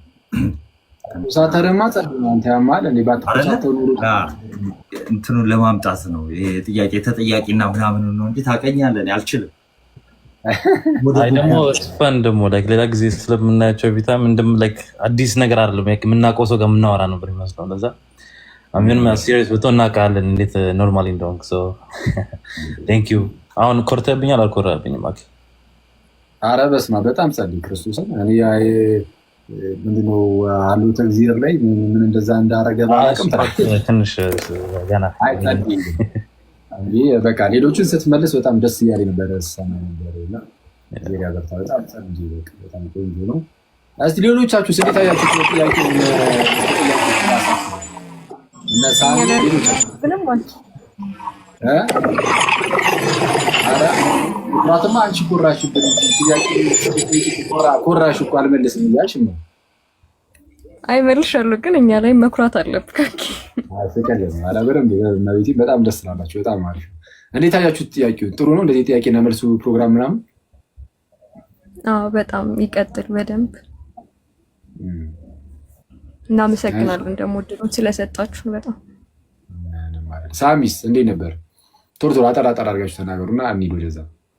ደስ ይላል በጣም ላይክ እኛም ለመመለስ ብቻ ሳይሆን ሌሎቹ ሲመልሱ ምናምን እየተማርኩ ምናምን ስለነበረ ደስ ይላል ምናምን ይቀጥል ነው ብሎ እናንተም ስላገኛችሁ ምናምን በጣም ደስ ብሎኛል። ቴንክ ዩ በጣም ቴንክ ዩ። እሺ ሳሪቹ። እሺ መጀመሪያ በጣም ነው የማመሰግነው ሁላችሁንም እድሉን ስለሰጣችሁ። የተማርኩት ነገር ቢኖር ያው ከዚህ የበለጠ በደንብ ማንበብና መረዳት እንዳለብን ነው። በተለይ ደግሞ መሰረታዊ የቤተክርስቲያን አስተምሮት የሆኑት ነገራቶች ላይ ያው ይህንን እድል እንድናገኝ እንድንማር ስላረጋችሁ ደግሞ እግዚአብሔር በጣም አብዝቶ ያክብርልኝ። አመሰግናለሁ። አሜን አሜን። ሄሉ ምርጥ ሰው። እሺ እስካሁን ድንገት መሀል ላይ ገባ ብለሽ እኛስ ምርጥ አይደለንም እንዳትዪ። ምርጥ ናችሁ ሁላችሁ። እሺ ቀጥይ። አይ ከድንጋጤ ውጪ ቆንጆ ነው ያስደነግጣል እንጂ። ይሁን። መልካም አሪፍ። ስለዛ ውጤታችሁን እዛው ይነግሯችኋል የቴሌግራም ግሩፑ ላይ እና አክሊልሻ እኔና ፍፄ አንድ ነገር ተከራክረን ነበር። ማለት ተወራርደን የሚባለው እና በውስጥ እንጠይቃለን ከዛ በኋላ አትመልስልናለህ። እዚህ ገስት ላይ አይጠየቅም። አስተያየት አለ እንዴ ያኬ? ምናልባት የሚስተካከል ምናምን ናቱሻ የሚስተካከል ነገር ምናምን ያያችሁት ካለ አስተያየት ነገሩን በኔክስት እንድናስተካከል። ቆንጆ ነው ካለ በቃ በውስጥ እኔ በውስጥ ለመውጣት ልትሮጥ ነው። በስመ አብ። ቻው። እሺ ሰላም ዋሉ።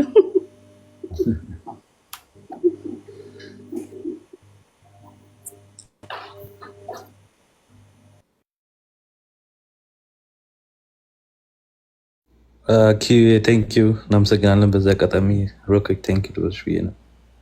አሚን አሚን። ችግር የለውም። እሺ ያው እናወራለን፣ ግሩፕ ላይ እናወራለን። ኪዬ ወይ ቤቲ ከፍታለች አታምታችም ስልሽ እስቲ ቆይ ልያት። ቤቲ ከከፈተች ከፍታለች።